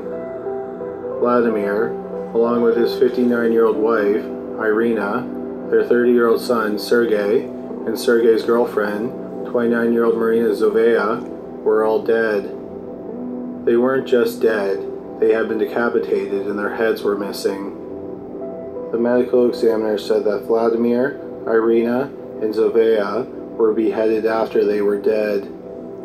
Sergei, on the other hand, was decapitated while he was still alive. Evidence at the crime scene indicated that there was at least 2 people who were involved in the 4 murders.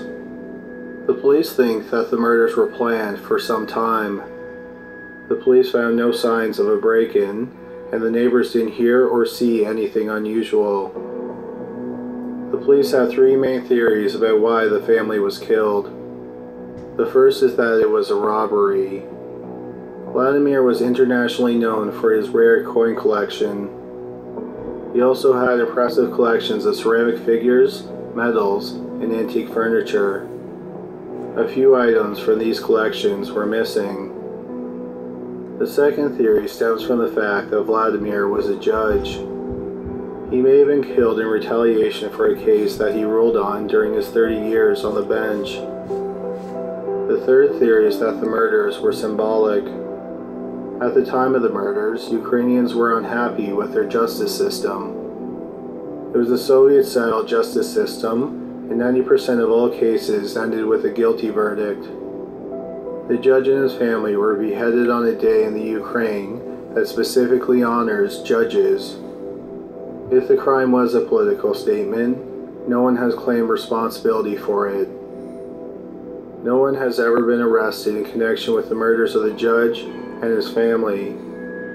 The heads of the 4 victims have never been found. Number 2. Tammy Cooper and the Allens. In the spring of 2004, Tammy Cooper moved with her 3 children, 11-year-old Mahogany Jasmine Allen and her twin sons, 9-year-old Kadais and Kashim Allen, from Dallas to Lubbock, Texas. On the morning of October 25th, which was about 6 months after the family moved to the city, a friend of the family walked into their 4-bedroom apartment and made a horrifying discovery. Cooper and her children were dead. Detectives arrived on the scene, and they said that walking into the apartment was like walking into a nightmare. All 4 family members had been beaten, slashed, and stabbed. There is evidence that Cooper tried to stop the attack on the children. There is also evidence that the children tried to escape. The police interviewed friends and family of Cooper and learned that at 10:15 on the night of the murders, Cooper was talking to a friend on the phone. The friend said she heard a door open, and then she heard a deep man's voice. The friend assumed that one of the children let the man into the apartment. The man told Cooper to hang up the phone because they had to talk. Cooper asked the man something to the effect of, "How did you find me?" Cooper's friend asked who her visitor was. Cooper said, "You don't know him. He isn't from here. His name is Butch, and he is black." Cooper then ended the call. The friend said that Cooper sounded calm, and she didn't indicate that anything was wrong. 15 minutes later, another friend called, and her call went straight to voicemail. Cooper's family thinks that she was being killed, or she was already dead when the second call was made. The police said that Butch is a person of interest, but they don't know who he is. The police aren't sure what Cooper meant when she said he wasn't from around there. She could have meant that he didn't live in the apartment complex, the neighborhood, or even the city. Since Cooper knew Butch's name, and she didn't scream or ask for help while talking on the phone with her friend, the police think that they had some type of personal relationship. Beyond that, the only things that the police possibly know about Butch is what Cooper told her friend, which is that he is a black man with a deep voice. The police say it feels like they are moving towards solving the case, but at the time of this video, no arrests have been made in the murders of Tammy Cooper and her 3 children. Number 1. the Beckers. In early 1979, Howard Becker retired from his job as a physicist at General Electric. Howard was 61 years old, and he lived on a 16-acre wooded estate in Louisville, Kentucky, with his wife, 57-year-old Helen, and his son, 25-year-old David, who worked as an electrical engineer at Louisville Gas and Electric. At 7:17 p.m. on June 25th, David called 911. He calmly told the dispatcher that he came home and found his parents and his niece, 9-year-old Erica Elizabeth, who was visiting, dead inside the house. The police arrived on the scene and they found all 3 family members shot to death. Besides the level of violence, what shocked the police was the way that David acted. He was emotionless, almost indifferent, despite finding his parents and his niece brutally murdered. The police brought David in for questioning, and 5 hours later, the lead detective said that David confessed to the murders. The detective said that David said that he was at his riding club, and then he came home and found Erica there. He started to sexually assault her, and his mother caught him. The detective said that David picked up a rifle and shot his mother in the face. He then shot his father with the rifle. The detective said that David didn't remember shooting Erica, but he said he must have done it. David also admitted to some rather unusual things.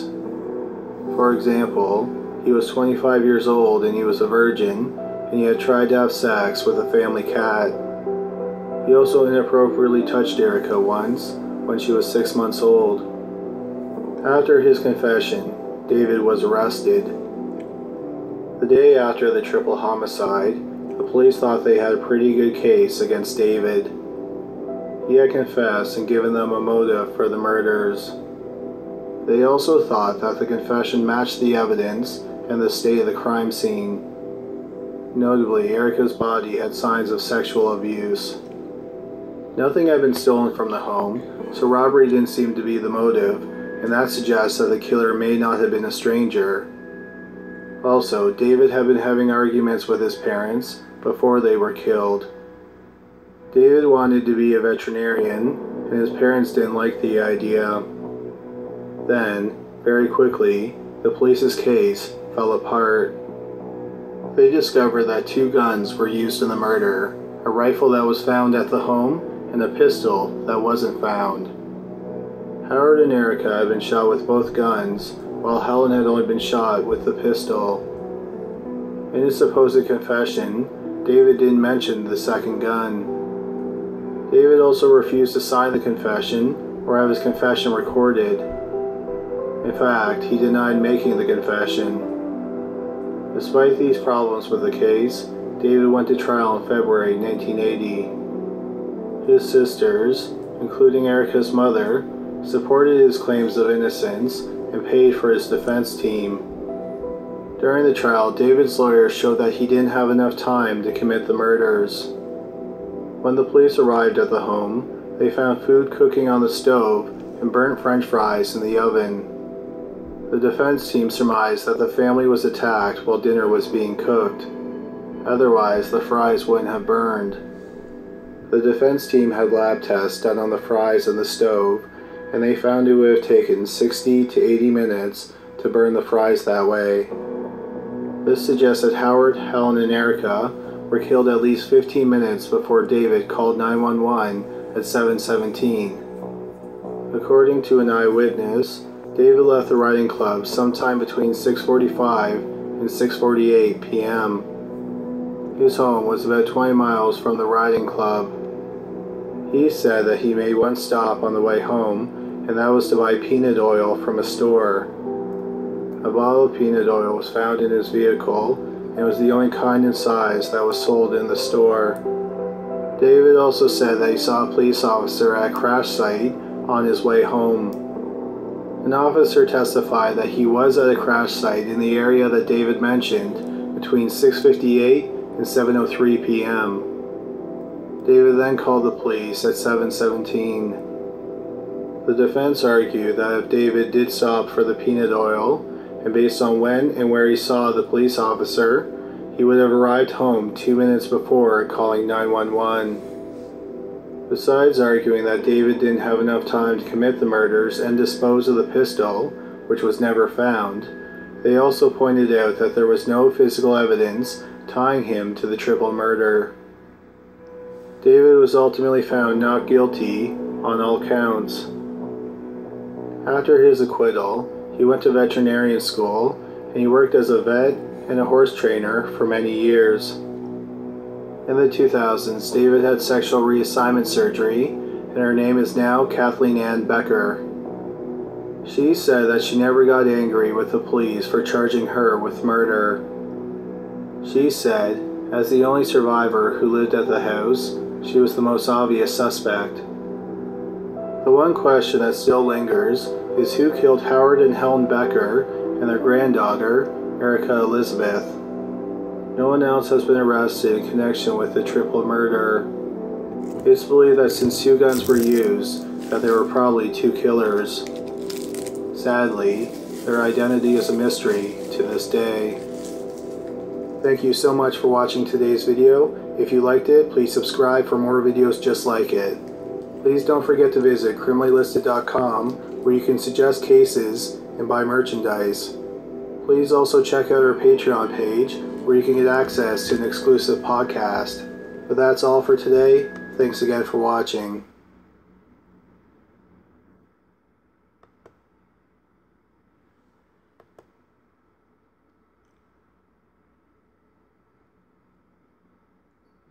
That was fair use, fair use. Alright, so what y'all want to watch now?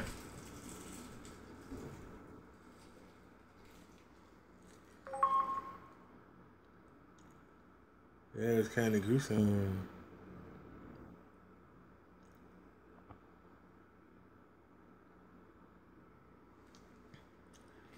Anybody else come on today, y'all?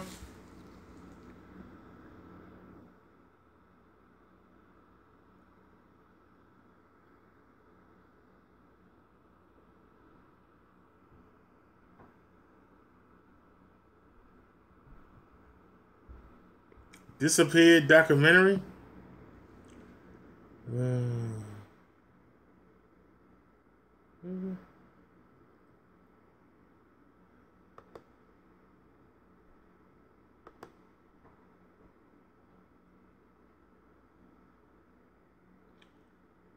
Uh-oh.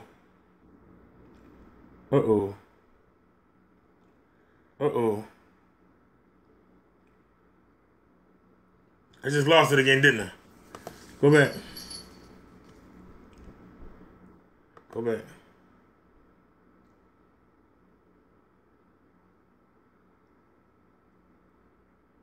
How did I lose it, though? Movie maker. Let's see what happens if I pull it up. Does it show up? Can you move it up some?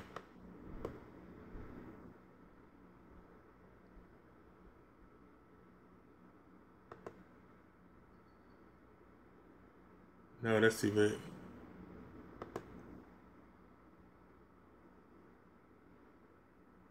All right.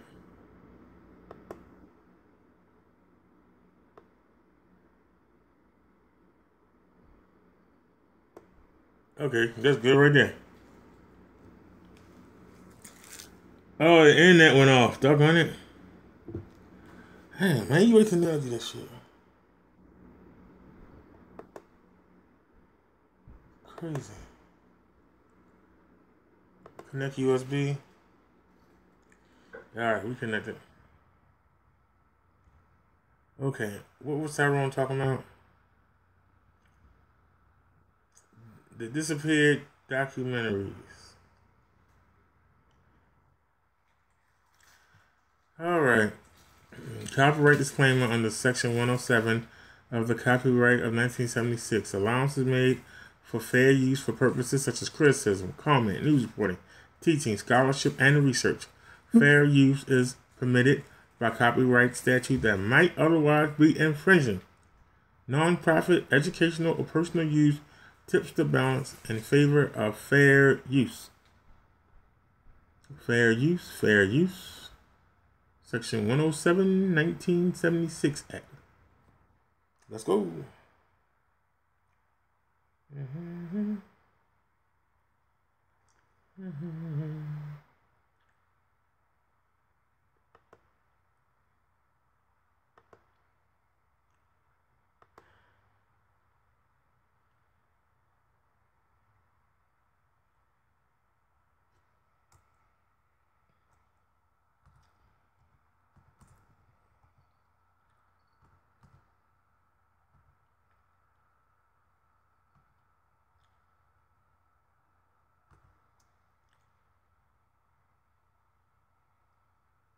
It is 2 P's.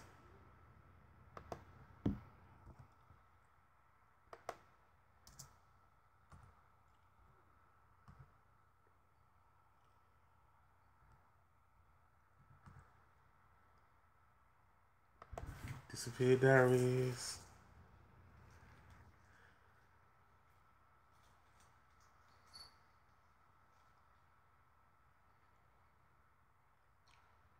Come on, man.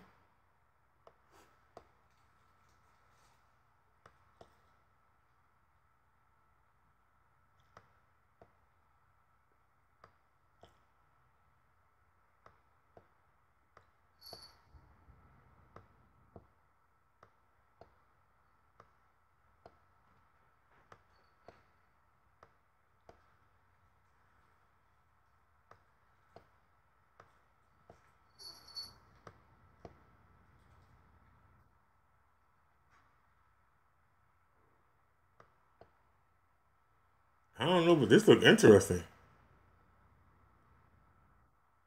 I don't see what he's talking about, but this looks interesting.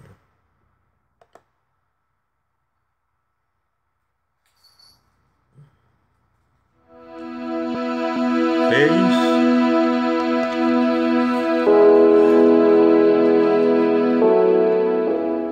Number 1. Gloria Bible and Ashley Freeman. On the night of December 29, 1999, Ashley Freeman celebrated her 16th birthday with her best friend Gloria Bible, her parents Danny and Kathy Freeman, and her boyfriend, Jeremy Hurst. They celebrated at the Freeman's mobile home in Vinita, Oklahoma. Jeremy left at around 9:30 p.m., sometime during the night or early morning hours of December 30, 1999. A fire erupted inside of the Freeman's mobile home. A concerned neighbor called the fire department at 5:30 a.m. on the morning of December 30, 1999. Gloria's parents and the police immediately canvassed the mobile home for signs of the Freeman family and Gloria Bible. Kathy Freeman was found dead, but her husband Danny Freeman's body and the 2 girls' bodies were nowhere to be found. An autopsy determined that Kathy had been shot to death. Arson investigators determined that the fire had been deliberately set. Police theorized that Danny Freeman killed his wife Kathy and abducted his daughter Ashley and her friend Gloria Bible. The next day, Gloria's parents went to the burned-out remains of the home, hoping to find a clue. After just 5 minutes, they were shocked to discover something that investigators had missed. Another body, burned almost beyond recognition. The body was identified as Danny Freeman. He had also been shot to death at close range with a shotgun. Ashley and Gloria weren't among Danny Freeman's remains, nor were they anywhere in the vicinity. However, another search of the property turned up an important clue. Gloria's purse, which was left behind with her driver's license and $200 inside. This suggested that the girls might have been abducted. It also led police to rule out robbery as a motive since the money was left behind. There were no suspects in the case, but 3 months before his death, Danny had told his brother Dwayne Vansell that should anything happen to him, to look into the Craig County Sheriff's Department. The alleged feud between the department and the Freemans began when Danny's son, Shane, was shot and killed by a deputy after he stole a truck and a neighbor's gun. Although the shooting was ruled justifiable, Danny was planning to file a wrongful death lawsuit against the department just before the tragic fire. The sheriff's deputies volunteered to remove themselves from the investigation and turned the matter over to the Oklahoma State Bureau of Investigation. The deputies cooperated and passed polygraph tests. The sheriff's office was later ruled out as being involved in the case. Another theory speculated that Danny Freeman was a small-time drug trafficker. According to an informant, Danny had met with two unidentified men 2 weeks before the murder. One of the men was apparently not welcome there. However, the theory did not fit well with the girls' disappearance. It would seem unlikely that the killers would abduct the girls instead of just kill them at the scene. Others believed Ashley Freeman killed her parents because of friction between her and her father. But authorities believed that the girls couldn't have hidden out for long if that theory was to be believed. Loria's family also does not believe that either girl would be capable of murder. No trace of Loria Bible or Ashley Freeman has ever been found. There is a $50,000 reward offered in the case. A death row inmate, Jeremy Jones, confessed to killing Danny and Kathy Freeman. Jones claimed he took the girls to Kansas, shot them, and threw their bodies into an abandoned mine. A search of the mine, however, turned up nothing. Jones then recanted the story. An arrest report showed that he was arrested at 4 a.m. on the morning of the fire,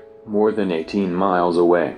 However, investigators and Loria's family believe he may have been involved as he knew some details of the crime that were not released to the public. Another man has also confessed to the murders and abduction. However, his confession was not believed to be credible. The Freemans and Loria were recently featured on cold case playing cards in hopes of generating new tips about the case. Sadly, Ashley and Loria have never been found. Ashley was declared legally dead in 2010. Ashley, number 2, mixed-day family. When a family of 4 vanished without a trace in 2010 months after moving into a new house in the San Diego suburb of Fallbrook, California. It looked like a missing persons case. There were no bodies and no answers. 3 years later, in November 2013, a motorcyclist stumbled upon a skull in the Mojave Desert and called investigators who, soon after, uncovered 2 graves. The McStay family had been found. But what happened to Joseph McStay, 40, his 43-year-old wife, Summer, and sons Gianni, 4, and Joseph Jr., 3. Authorities think they've caught the killer, who is awaiting trial, and the family has a theory about motive. Here's what to know. On February 9, 2010, Joseph's father, Patrick, received an email from a business partner of his son saying that he hadn't heard from him. The following day, Troy Dugal from the San Diego County Sheriff's Department checked on the 2-story home where the family lived. He found no sign of foul play in the empty residence. Only evidence of a family's everyday life, paint cans in the kitchen that they were renovating, a carton of eggs on the counter and 2 small bowls of popcorn on the futon in the living room. That's weird, Dugal later recalled, thinking. It was like 2 kids were sitting there eating popcorn, and then they were just gone. The family's 2 beloved dogs, Bear and Digger, were left behind in the backyard, and nearly $100,000 remained untouched in Joseph's bank accounts. He ran a successful decorative fountain business, said Joseph's younger brother Michael. It's just not like them to walk out on a business, walk out on money, walk out on a home. It doesn't make sense, Lieutenant Dennis Bruga from the San Diego Sheriff's Office told People in 2011. When you have people drop out of society, it's usually for a reason. They're having money or family problems. In this case, it looks like they were planning for the future. The McStay's whereabouts were finally confirmed when a motorcyclist riding through the desert above Victorville, California, came across a weathered skull and called police in November 2013. That discovery led to 2 shallow graves containing the remains of Joseph, Summer, and sons Gianni and Joe Jr. After the McStay family went missing, Patrick wanted to speak to his son's friends, even if it meant possibly speaking to the killer. He had a list of people he thought could have harmed his son and his family. One of the names was Charles Chase Merritt, a former business associate who worked with Joseph and helped with his company. I didn't have proof and I didn't know it was definitely him, Patrick told People in 2014. I had direct contact with him, so I had to try and keep that contact open to see what I could find out. Patrick's suspicions were validated when Merritt was arrested on 4 counts of murder in November 2014. It's all about money, Patrick told People after Merritt was taken into custody. "That's what I believe." During a preliminary hearing in June 2015, detectives testified that Joseph's body was found with a white extension cord wrapped around his neck. Summer's skull was fractured and one of their sons' heads was bludgeoned 7 times. According to testimony, a sledgehammer was also found buried at the site. Additionally, detectives testified that DNA matching Merritt was found on the steering wheel of the MXTA's white Isuzu Trooper, which was found abandoned near the Mexico border days after their disappearance. According to the San Bernardino Sun, prosecutors alleged Merritt was a gambling addict who committed the crime for financial gain and wrote thousands in checks on Joseph's business account for days after he disappeared. The trial has been delayed due to Merritt's failure to retain an attorney. As of February 2016, he had reportedly gone through 5 attorneys and attempted to represent himself in court twice. Merritt, who has pleaded not guilty to the 4 counts of murder he faces, is eligible for the death penalty should he be convicted. He remains in jail without bond and will stand trial for the killings in early 2018.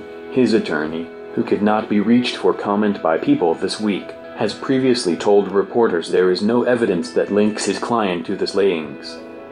Number 3. Murky Waters. Monday marks 16 years since the disappearance of 16-year-old Molly Bish from her lifeguard post at Comins Pond in Wharton. Her body was not found until about 3 years later, in a wooded area in nearby Palmer. Bish's abduction and murder remains unsolved, but the Worcester County District Attorney's Office recently announced that there will be new DNA testing conducted in the case, which could happen as early as September. The new testing will allow scientists to check samples that had previously been disregarded as evidence. Since Molly's disappearance, her parents, John and Magi Bish, had become advocates for missing children, establishing the Molly Bish Center for the Protection of Children and the Elderly. The center, located at Anna Maria College in Paxton, provides child identification and school safety programs, and works to support the families of victims. The Bish family has also been advocating for the passage of Molly's Bill, legislation that would redesign Massachusetts license plates to incorporate symbols, in addition to the current letters and numbers. The belief is that by doing so, license plate combinations would be easier to identify quickly, increasing the chance that witnesses can remember them.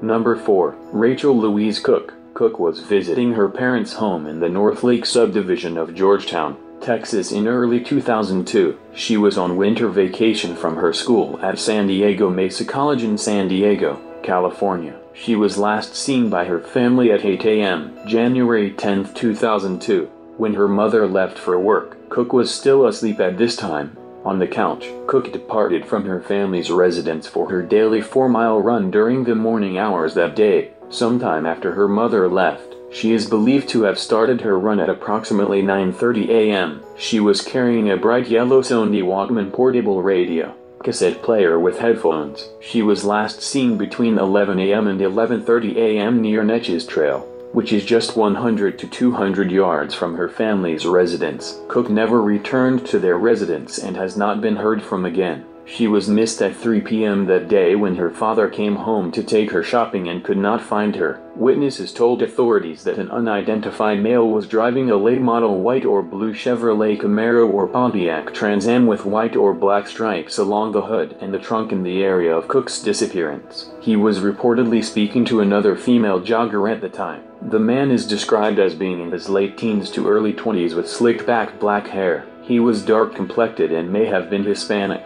Some witnesses reported seeing 2 males inside the vehicle, which traveled along Navajo Trail and turned southbound onto Neches Trail. Sketches of the unidentified male are posted below this case summary. Some witnesses claim to have seen 2 men inside the car. Authorities are also searching for information concerning a white pickup truck that was seen in the North Lake subdivision on January 10th. The vehicle may have had a wide dark-colored stripe across its lower portion. Witnesses stated that the sports car and the truck stopped along the road to speak to the jogger shortly after Cook's disappearance. A sketch of an unidentified male reportedly seen near the female jogger is posted below this case summary. Investigators announced that one of the possible unidentified witnesses contacted authorities voluntarily 1 week after Cook vanished. The individual was cleared of any involvement in her case. In August 2006, Michael Keith Moore confessed to Cook's murder. Photographs of Moore are posted below this case summary. He stated he attacked Cook while jogging,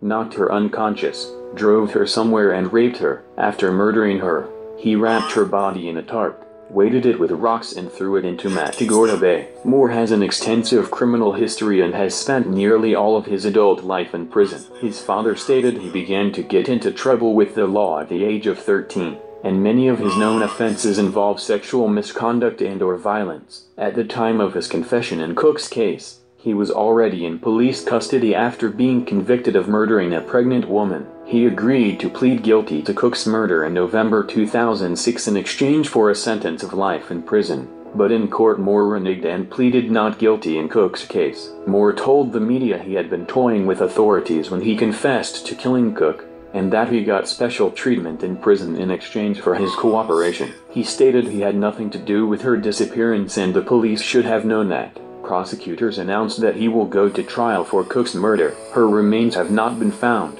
but investigators believe Moore's confession was accurate. Cook was an accomplished cross-country runner at the time of her disappearance. All of her personal belongings were left behind at her family's home, where her parents and younger sister then resided. Her father died of natural causes in November 2014, at age 59. At the time of her disappearance, Cook was a student at Mesa Junior College in California and was planning to transfer to a college in Los Angeles, California to study fashion design. She has no history of leaving her family home without warning. She always left a note saying where she would be going. Foul play is suspected in her disappearance due to the circumstances involved. Number 5. Susan Walsh. On July 16, 1996, 36-year-old Susan Walsh hurriedly dropped her son, David, off at her estranged husband Mark's house. Although she didn't say where she was going, she claimed she would return within a few minutes, but she never did, vanishing into the streets of Nutley, New Jersey. Although authorities believe that she chose to disappear, others believed she met with foul play, possibly murdered by mobsters, dying of a drug overdose, or vanishing into the local strange subculture of sex and danger. From her early childhood, her dream was to be a poet and a writer, but a broken home and unhappy childhood made reaching her goal a constant struggle. By the time she was in her 20s, she was an alcoholic, drug addict and stripper. Stripping helped pay her way through college, but she still kept her dream in mind. She graduated in 1984 and began cleaning up her act. By 1988, she was 4 years sober, married, and a devoted mother. According to her friend Melissa Hines, the two things that were most important to Susan were her son and her job as a journalist. She and her husband eventually separated, and in order to support David, she went back to stripping. Ironically, stripping provided the critical boost to her journalist career. She eventually got an internship at New York's freewheeling Village Voice, researching the sex industry. She soon found a great story about Russian mobsters in New Jersey who were allegedly forcing young Russian women to work in strip clubs like slaves. She earned praise for her article, but she also received threats and felt she may have made enemies. Her next project may have also placed her in danger. In the early 90s, bizarre vampire clubs began appearing in New York's Greenwich Village, boasting a wealthy clientele, many of whom claimed to be real blood drinkers. She started researching this vampire world, even dating a man who claimed to be part of the undead. She wrote a detailed article about vampirism, but she apparently believed too much into it and became upset when the Village Voice did not run her story. In June of 1996, a month before she vanished, her career was again on an upswing. She had done primary research for The Red Light, Inside the Sex Industry by James Ridgway and Sylvia Plackey. However, the night of the publisher's party, James noticed that her wrists were bandaged. He learned that, along with cutting her wrists, she was taking tranquilizers and had started drinking again. She, however, brushed it off and said she would get help if she thought needed it. By then, Susan was back to dancing, and during a documentary made by an old friend, Jill Morley, she talked about the toll that stripping had taken on her life, and how it was difficult for her to hold on to even life. She told Jill that she had bronchitis, emphysema, and an ulcer. She also said that she had been to the hospital twice that week. She also said that she had mood swings and was depressed. 2 days after Jill last saw her, she mysteriously disappeared. It was believed that she collapsed from depression and poor health. but police realized that if that were the case, her body would have been found by now or she would have surfaced in the hospital. Her family and friends believe her continued absence meant that she was deceased. James Ridgway believes that she may have overdosed and someone disposed of her body. However, the authorities decided that for some unknown reason, she chose to disappear. Detectives have spoken to several people who have claimed to have seen her, including one of her old friends, Melissa Hines. Melissa claims that a month after she vanished, she saw her next to a black car, and when she yelled her name, she and the men she was with got into the car and drove off. The license plate number was tracked down, and the driver said he believed that he was with her around the time she was spotted, but he could not be certain. Melissa believes that if she is alive, she may be deliberately hiding out because she was in danger and that the mob was after her. Before she vanished, she and Melissa were followed several times. To this day, nobody knows what really happened to her. Interestingly, the month of July was ripped off of Susan's wall calendar. Some believe that this was purposefully removed to cover up an appointment that she may have had that day. However, no one knows for sure. The case remains unsolved. In 2006, investigators stated that they were now certain that Susan was murdered. They believed that she would not abandon her family, especially her son, and go years without contact. They are currently investigating several possible suspects, including her ex-husband Mark Walsh and ex-boyfriend Billy Walker. Number 6. The story of Brianna Maitland's disappearance. As the 12-year anniversary of the disappearance of Brianna Maitland, a 17-year-old girl from Montgomery, Vermont, approaches, the ongoing search for her received a boost Friday with the airing of a segment about her on the Investigation Discovery cable channel. Maitland was last seen at about 11:20 p.m., March 19, 2004, leaving her job at the Black Lantern Inn in Montgomery, town just south of the Canadian border. Her car was found a short distance away the next day near an abandoned farmhouse on Route 118 in Montgomery. Police have said there is no evidence that Maitland willingly left the area. The investigation into her disappearance has remained active by Vermont State Police. The Investigation Discovery piece on Maitland, titled Vanished in Vermont, appeared Friday morning on the cable channel's Disappeared program. The segment was originally broadcast in 2012, but was repeated at 9 a.m. Friday. It features a recreation of events leading up to her disappearance and has interviews with her mother and investigators about the case. Immediately after the program concluded, there was a spike in Google searches using the term Brianna Maitland by people seeking more information about the case. Searches appeared to be primarily in the Vermont and New Hampshire area, but some were also made by people as far away as California and Texas. Although she has been missing for now more than a decade, Maitland's family and friends have not given up hope that she will be found. They maintain a Facebook page in her memory and regularly make posts regarding her case. Her family is offering a $20,000 reward for any information that leads to answers. The reward includes $10,000 for information that leads to locating her whereabouts, and $10,000 leading to the arrest and conviction of those responsible for her disappearance. Vermont State Police are also offering their own reward of $5,000 for information that leads to the arrest and conviction. Police said they remain optimistic they will solve the mystery.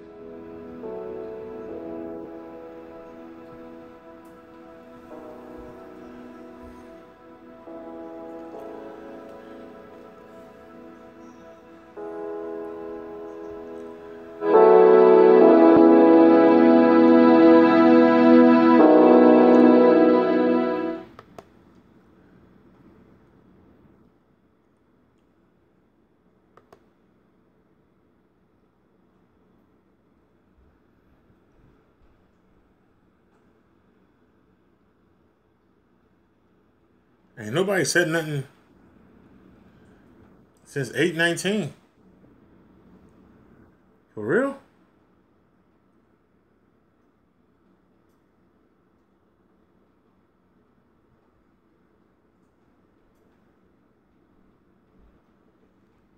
What the hell is that sound? Sound like somebody in the bathroom. Move.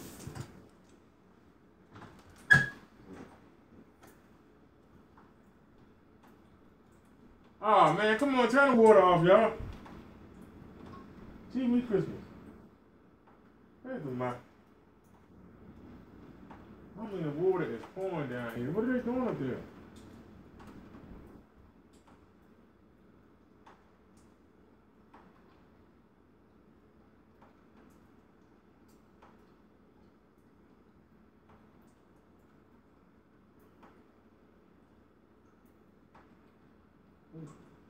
They run a bathtub and forget about it?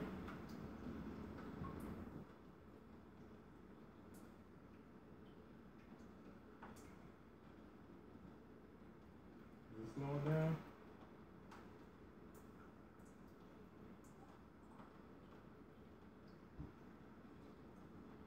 Can y'all turn the water off, please?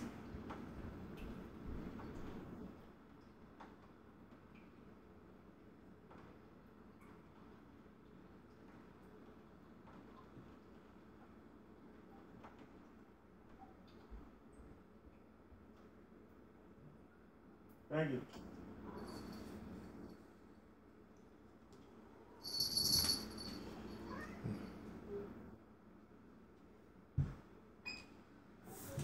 That don't make no sense. Everybody that move upstairs, everybody floods out the daggone bathroom. I don't understand it. That's the third tenant in a row.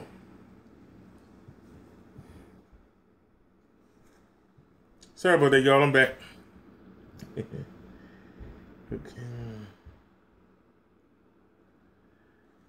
All right. I'm back on this disappeared diary. Do you have anything else I can put in disappeared diary? Anything else?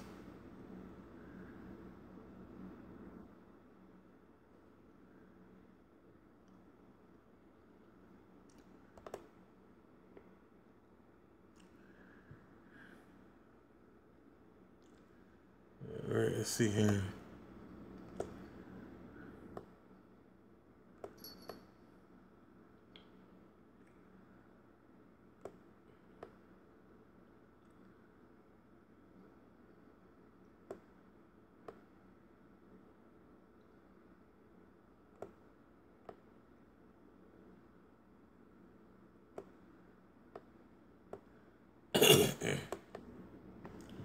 Kid detectives.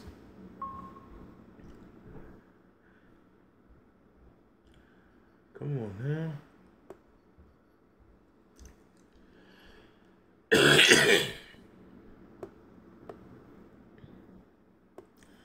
I keep saying Vampire Diaries. I don't see it, Tyrone. I'm gonna keep looking though.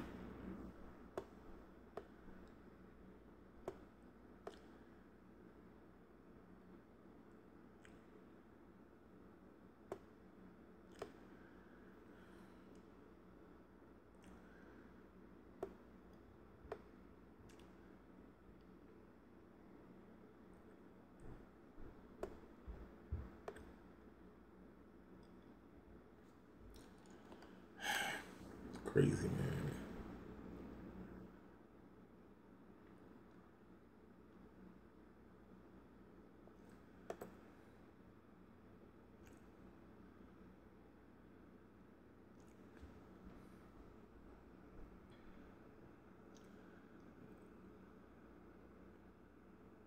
Disappeared 4 episodes.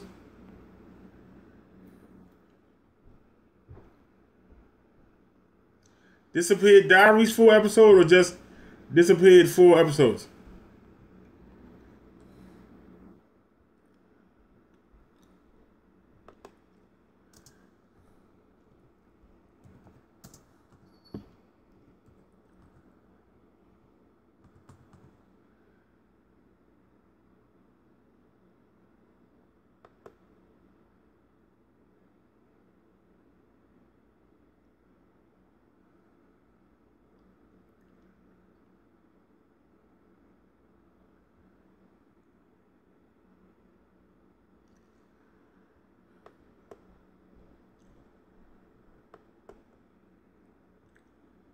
Well, let's take a chance on. Let's see.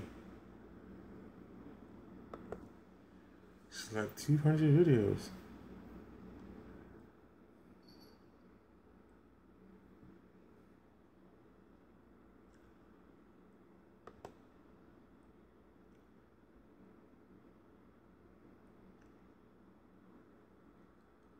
Is this it right here?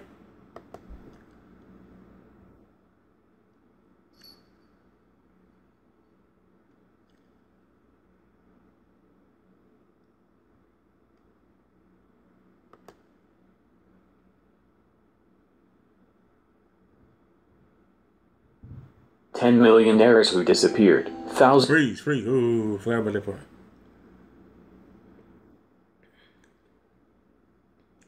The picture gone again? You get on my nerves, yo. Where the picture go that quick? And you still ain't done? Come on, man. You been sitting here for daggone what 4 hours and still ain't done. You killing me. What in the world's your problem, son?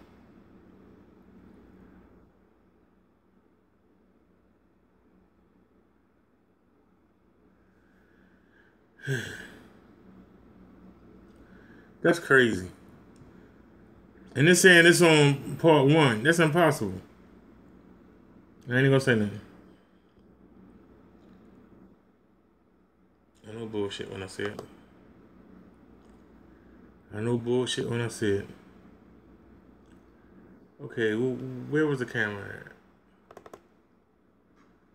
Okay.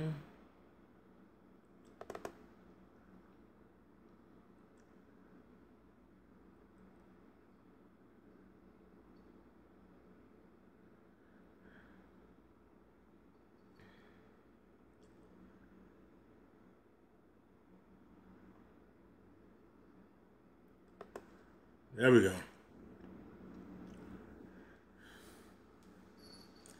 Alrighty.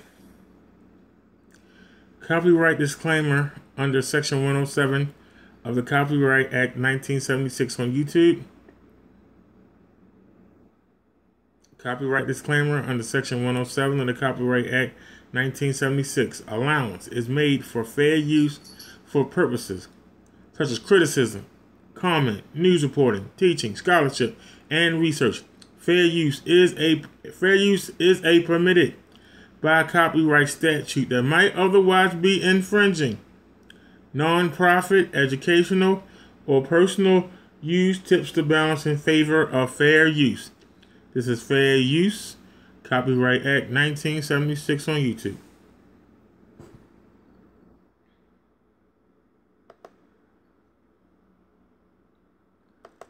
Thousands of people go missing every day, but when the person involved is worth millions of dollars, it complicates the situation significantly. This happens more than you may realize, and often the mystery is never solved. 1. Don Lewis, missing, 16 years. Following a trail beneath the cypresses and water oaks shading her Florida wildlife refuge, Carol Lewis stops to COO over one of her babies, a 300-pound Siberian Bengal tiger named Aurora. Looking more than passably feline herself in a leopard print blouse, Lewis mimics a throaty purr. The tiger playfully prances close to the 12-foot fence. It paws at her long blonde locks. "Mommy loves you," murmurs Lewis, 37. "Yes, I do, indeed." In the 6 years since Lewis and her husband, Don, a self-made multimillionaire, turned 40 acres of prime Tampa real estate into wildlife on Easy Street, a sanctuary for exotic cats, no one has questioned her fierce passion for her pets.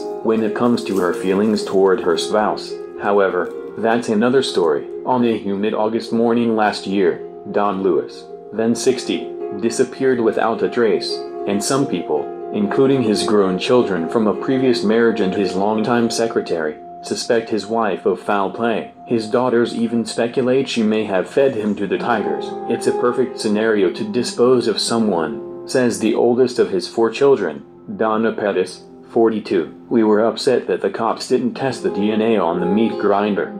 For her part, Carol Lewis, who harbors suspicions of her own, among them the notion that Don may have staged his disappearance, finds the Sweeney Todd theory grimly humorous. "My tigers eat meat.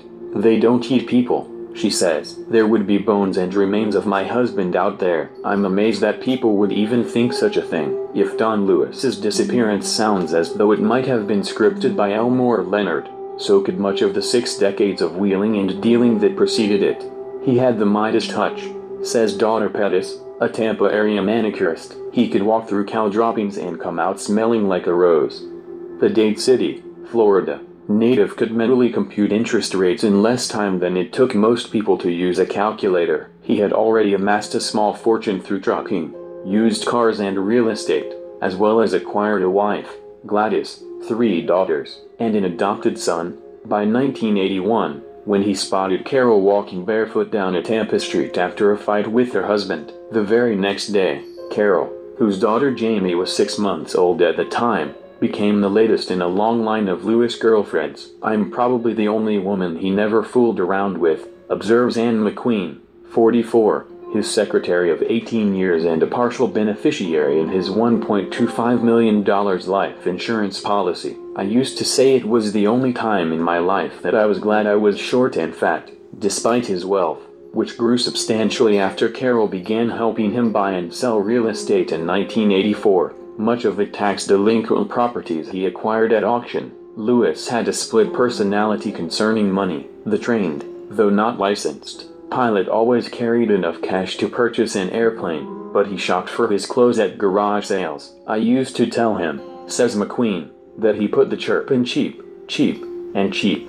When Don and Carol finally married in 1991, the year after his divorce, he gave her a $14 wedding ring during a courthouse ceremony. But soon after, Don sprang for something Carol would love better than any bauble, a 6-month-old bobcat she named Winsock. Within a few months, both Lou Wises were sufficiently smitten that they and Jamie, who's now 18, drove to Minnesota to buy another 6 bobcat kittens. When we got there, it turned out to be a fur farm. The guy had 56 kittens. Carol recalls, we couldn't just pick out 6 and leave 50 to die, so we bought every one. Back at the Tampa home where the Lou Wises lived before moving to an equally modest residence on the refuge grounds, family and friends scrambled to bottle feed the babies every 2 hours.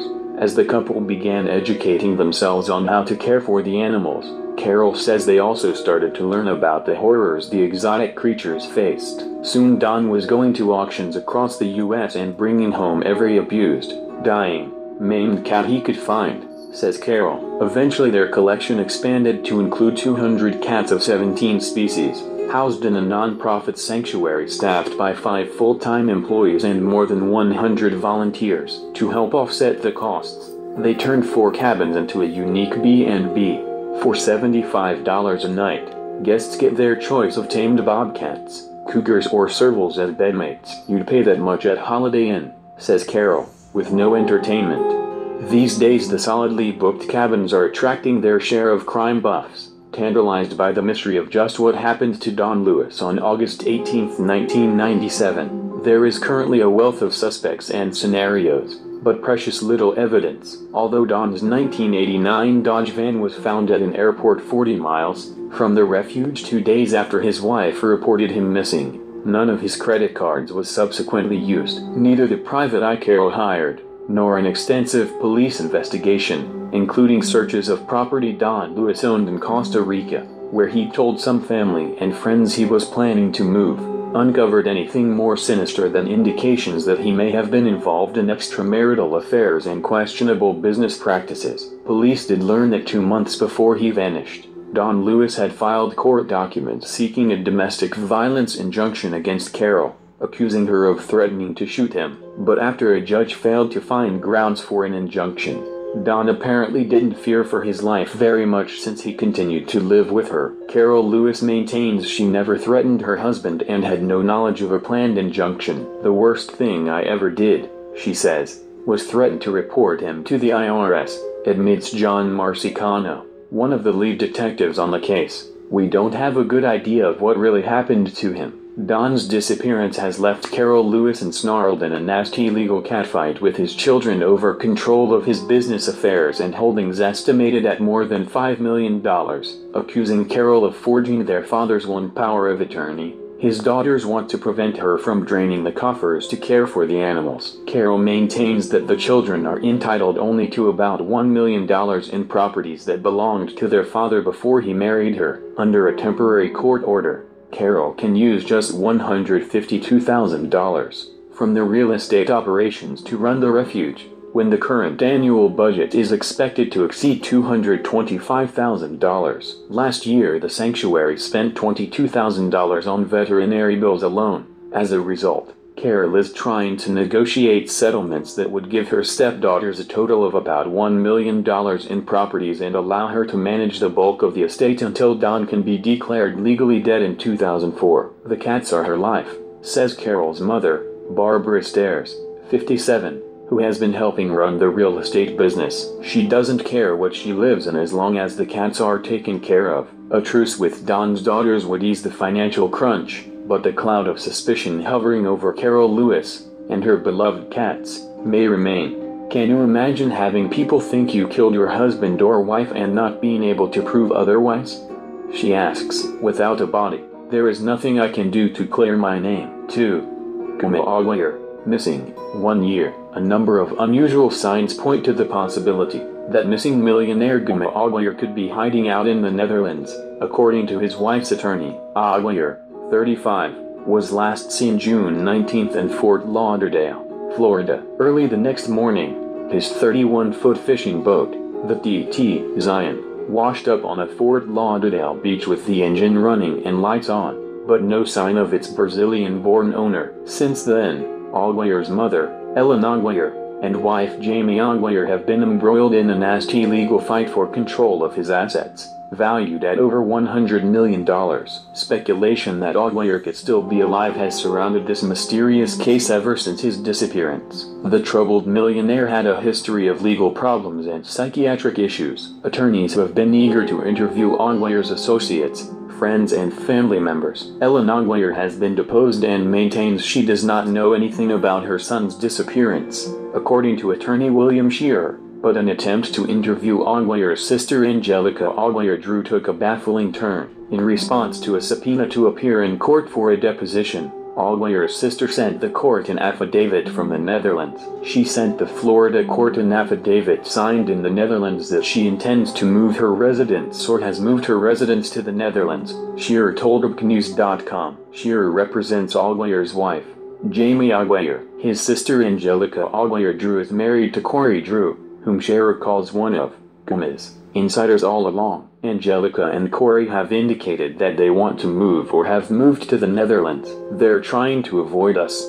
taking this deposition and being subject to Florida court, Shearer said. So she filed this affidavit and then we are wondering, what's the Netherlands? After looking into the Netherlands, Shearer claims he discovered that another one of Aguirre's very close business associates has also relocated to the Netherlands. Shearer declined to give the associate's name, but the information has left him baffled. Why are they all going to the Netherlands? What's going on there? We haven't been able to get them under oath to ask them, he said. This all may be a coincidence, but it may not be. Police have investigated Aguirre's disappearance as a missing person case. While some have suggested that the financially and mentally troubled millionaire may have committed suicide, no body has been found. There have also not been any reported sightings of Aguirre. There's all sorts of possibilities that could play in here. Fort Lauderdale Police DIT Travis Mandel told Good Morning America in July, "We don't know exactly what occurred out there on the ocean. With Aguirre's amount of means and what he is able to do, it would be quite easy for him to stage his own disappearance, and it would be very difficult for us to find him," Mandel said. The U.S. Coast Guard's search for Aguirre found nothing, but Jamie Aguirre will continue to search for her husband. According to ABC News Miami affiliate WPLG-TV, experts who examined GPS data from Aguirre's boat have said it could suggest a scenario in which he jumped ship and boarded a waiting boat mid-sea. When asked if there are any other indications that Aguirre could be alive, Shearer said, "I can't say. There's more stuff.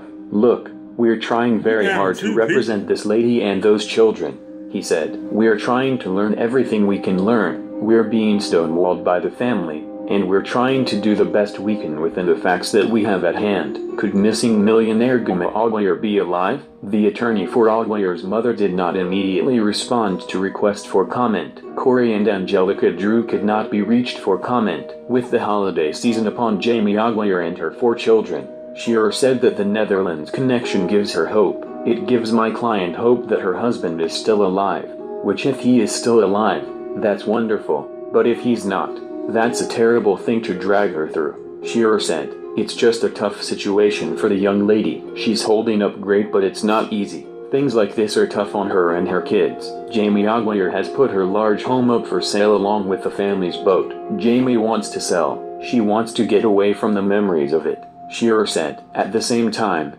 she's faced with looking at litigation that's going on that may impoverish the whole family.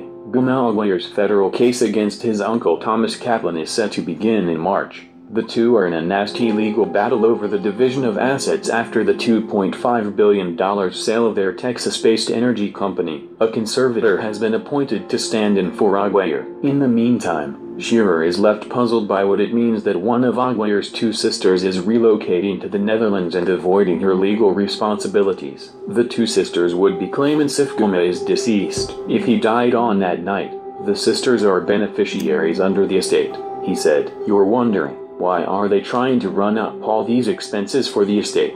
They're diminishing their own share. And then you wonder, if that's so, maybe he's not dead. I don't know, and we don't know. It's a lot of speculation, but it's worrisome. 3.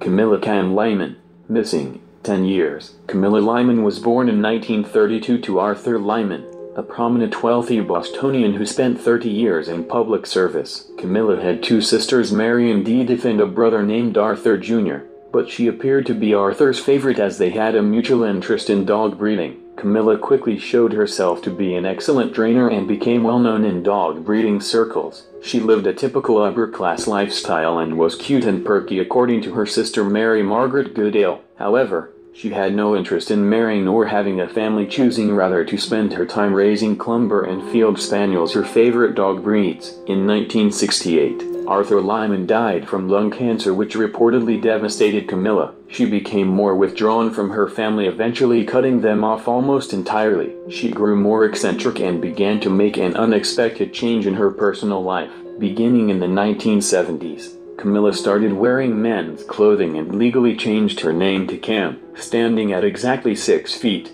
Camilla could easily pass as male and was said to resemble her deceased father. Now living as a man, Cam started taking steroids to get more masculine features and grew a mustache, although, according to the Lyman family, he never took the step to get gender reassignment surgery. Cam also began to associate with fellow dog breeder George O'Neill, who increasingly started taking over Lyman's finances and became Cam's only confidant. It was O'Neill who convinced Cam to purchase a 40-acre estate in Hopkinton, Rhode Island, where Cam would spend the remainder of his life in seclusion along with 58 dogs that he kept on the property. He was reportedly a cranky neighbor who rarely spoke to anyone else and left O'Neill to fed his dogs, bring him the mail, etc. Cam had the strange habit of hiding large amounts of cash around the house and kept a case filled with valuable jewelry at his side at all times. In 1984, Cam took the step of giving O'Neill power of attorney over his estate. Also, Cam wrote out a will giving O'Neill the $400,000 Hopkinton property and $1.9 million,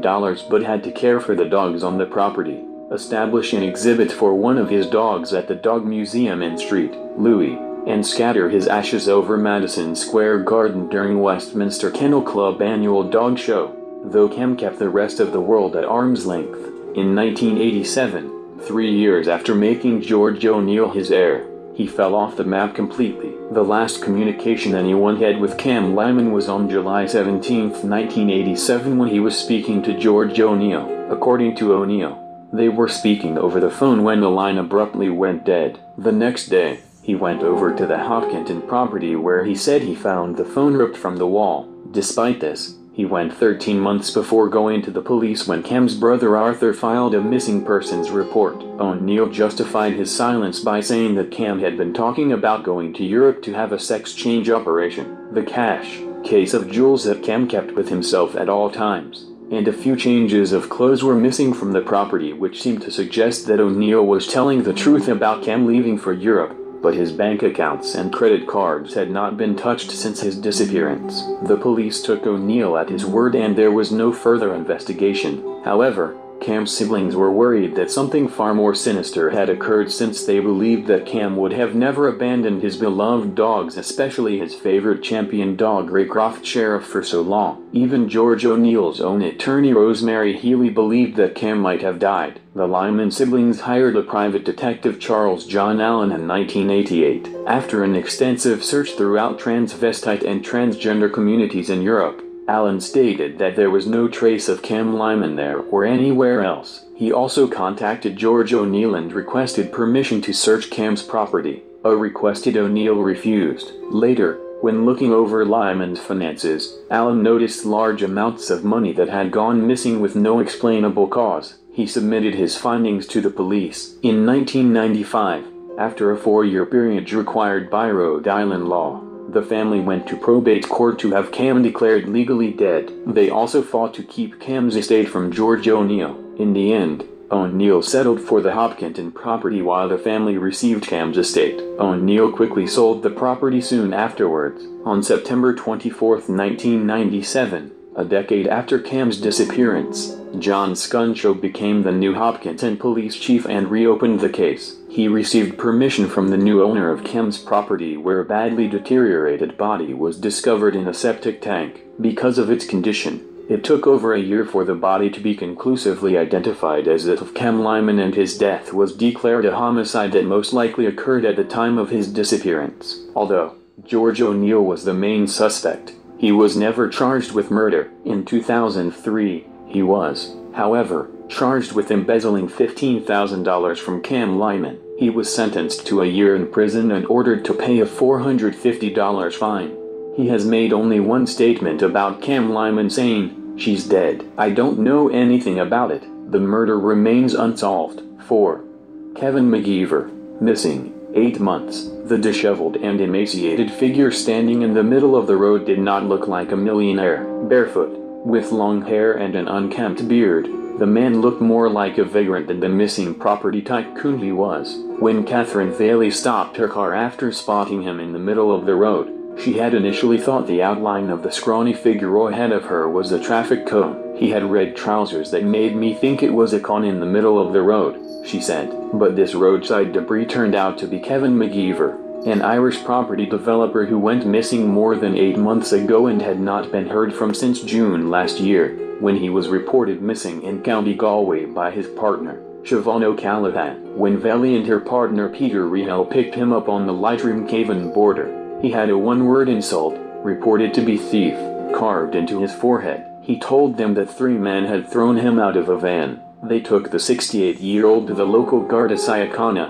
where he explained that he was abducted by 3 masked and armed men from his mansion in rural Galway back in May. McGeever told officers that the kidnappers had demanded a ransom for his safe release, but he did not know whether it had been paid. The property developer said he could not remember what had happened to him in the meantime, but, as he was being released, he was given a mobile phone and warned to keep it with him at all times. The Gardaí are now trying to establish whether he had been held across the border in Northern Ireland before he was dumped in County Leitrim. Valley was on her way home to Ballinamore with her partner Peter Rehel on Tuesday night when they spotted him in the middle of the road. "When the man got into our car, he told us he had no shoes on," Valley told the Irish Independent. "They brought him straight to Ballinamore Garda station. The couple said he was unable to tell what month of the year it was or what happened to him during his captivity. A female Garda immediately invited him in for a cup of tea. As he was eating tea and biscuits, he asked her if she had any more. He said he hadn't eaten for God knows how long. He had a pair of enormous eyes and a very thin face, and his cheekbones stuck out. He was rubbing his beard with fingers that had long nails. He was very well educated, well-spoken and polite and articulate. He was just skin and bones," Valley added. She said that soon afterwards a female police officer bought him a bag of curry chips. Afterwards, the millionaire was taken to Mullingar Hospital, where he was treated for malnutrition and dehydration. It is understood that he had lost about 5 stone, a dramatic drop in weight given his former weight of 16 Street. Sources said investigating officers had as yet been unable to determine if McGeever's story was true or not. One Crawwell resident said most people in the village had never seen Mr. McGeever in their lives, as he lived in a mansion behind locked gates. "We had no idea who he was until this week," "I don't know anyone who knew of him," she said. Apparently there was a missing poster in the local Garda station, but if a person who was a developer goes missing,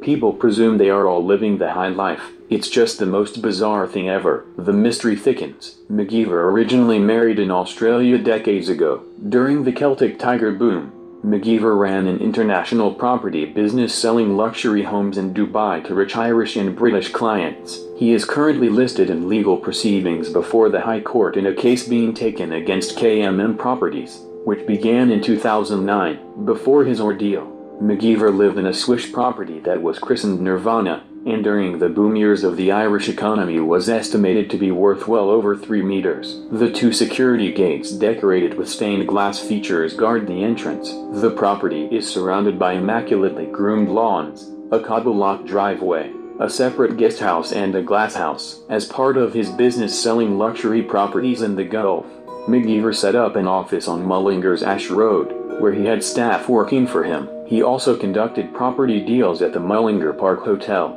and those who encountered him took to calling him the Yank due to a pronounced American accent. McGeever's initials, KMM, were branded across a EC-120 helicopter in which he traveled the country. When not taking to the air, he had a fleet of high-range vehicles to use, often with personalized number plates: a black SL55 AMG with tinted windows, a gray Porsche 911 GT2, and 2 H2 Hummers. Yet despite his wealth, the tycoon liked to mix with the locals, often drinking in a Main Street pub in Crawwell in County Galway not far from his mansion. McGeever is the first multi-millionaire to have been kidnapped in the Irish Republic for many years. In the 1970s and 80s, the Provisional IRA pioneered the strategy of kidnapping wealthy businessmen to raise finances from ransoms. In 1983, the IRA kidnapped supermarket boss Don Tidy and demanded a ransom of 5 meters Irish punt. An Irish police officer, Gary Sheehan, and an Irish soldier, Patrick Kelly, were killed in a security operation to rescue Tidy. 5. Bob Harrod, missing, 4 years. Robert Merle Harrod, of Placentia, California, was last seen at his home on Carnation Drive by his son-in-law, Jeff Michaels, on July 27, 2009. Harrod, who was 81 at the time, had recently married, and Michaels was at the home that day to assist him with odd jobs he wanted done in preparation for the arrival of his new wife, Fadel, who had returned to Missouri to pack up her belongings for the move to her new home. At approximately 2:30 p.m. PST, Michaels left the home to pick up some needed supplies. When he returned at approximately 3:15 p.m. he found Harrod's housekeeper waiting outside. The door was locked and no one had answered when she knocked. Michaels let himself and the housekeeper in through a back door. Harrod was not there, and his keys and wallet were gone, but his car was still in the driveway. Assuming Harrod had gone for a walk or to visit a neighbor and would return shortly, Michaels continued working and the housekeeper went about the business of cleaning. The housekeeper finished her work and left. When Michaels left at around 6 p.m., Harrod had still not returned home. As the evening wore on and attempts to reach Harrod failed, the family became worried. One family member called police and requested a welfare check be done at his house. Harrod's grandson lives nearby and met officers at the home to let them in. According to reports, there were no obvious signs of a struggle or any other indication that a crime had been committed in the home. At approximately 9 p.m., Fontel Harrod was contacted by Harrod's youngest daughter and informed that he could not be located. Concerned because Harrod had still not returned home, his wife called Placentia Police Department, PPD, to report him missing at approximately 12:20 a.m. PST, July 28, 2009. Family and friends say Harrod would not have gone anywhere for an extended period of time without letting someone know and would not have left with a stranger. There have been no indications that Harrod has tried to access his bank accounts or contact anyone since July 27, 2009. Authorities have not publicly named any persons of interest or suspects in his disappearance. On July 26, 2009, the day before Harrod disappeared, he held a family meeting at his home. Police had said that the family had fought over money. According to Harrod's daughters, he had called the family meeting to give them documentation and discuss obligations surrounding the Harrod Family Bypass Trust and Georgia Harrod's will. Georgia was Herod's first wife and the mother of his 3 daughters. She passed away on March 3, 2008, while the family members in attendance admit that things became heated at some point. During the meeting they maintained that it had nothing to do with money and that the meeting ended okay. Herod's grandson had told officers during the welfare check that there had been fighting in the family recently, that his grandfather was frustrated by it, and he speculated that Herod left to get away from family problems. Other family members and friends said that Herod was very happy and looking forward to his new wife's return to their home and their future together. One family member says they were asked to take a polygraph test about 6 months later. However, after taking their vital signs, the examiner decided a note from a doctor was needed before proceeding. The note was obtained, but the examiner did not schedule another appointment for the test. Other family members say they were never asked by authorities to take one. It has been alleged but not confirmed that authorities did approach another family member to take a polygraph test and that person refused. Police said that Michaels is not a suspect. They have the receipts for his purchases that day and said that his story checks out. Family members say that authorities took Michael's truck for forensic testing. According to them, nothing was found and the truck was returned within a few days. Authorities also stated that none of Herod's daughters are suspects and there has been no indication from them that there have been any discrepancies found with the whereabouts provided for that day. Michaels has said he noticed a black SUV drive slowly past the Herod home several times over a short period that day.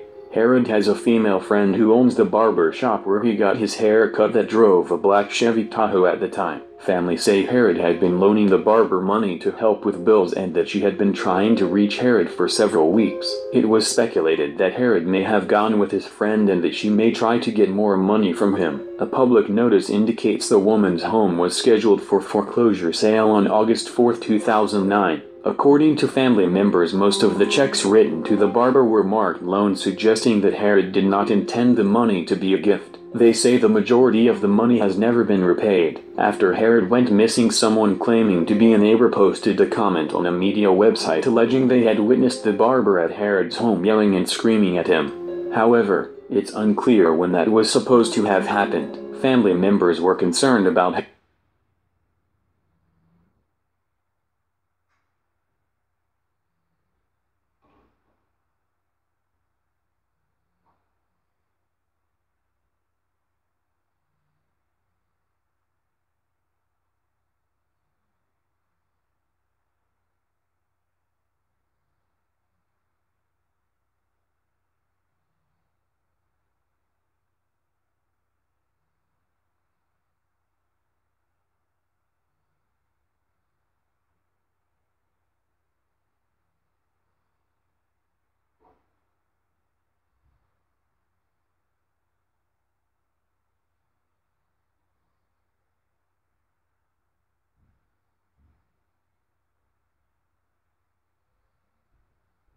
Beep, beep.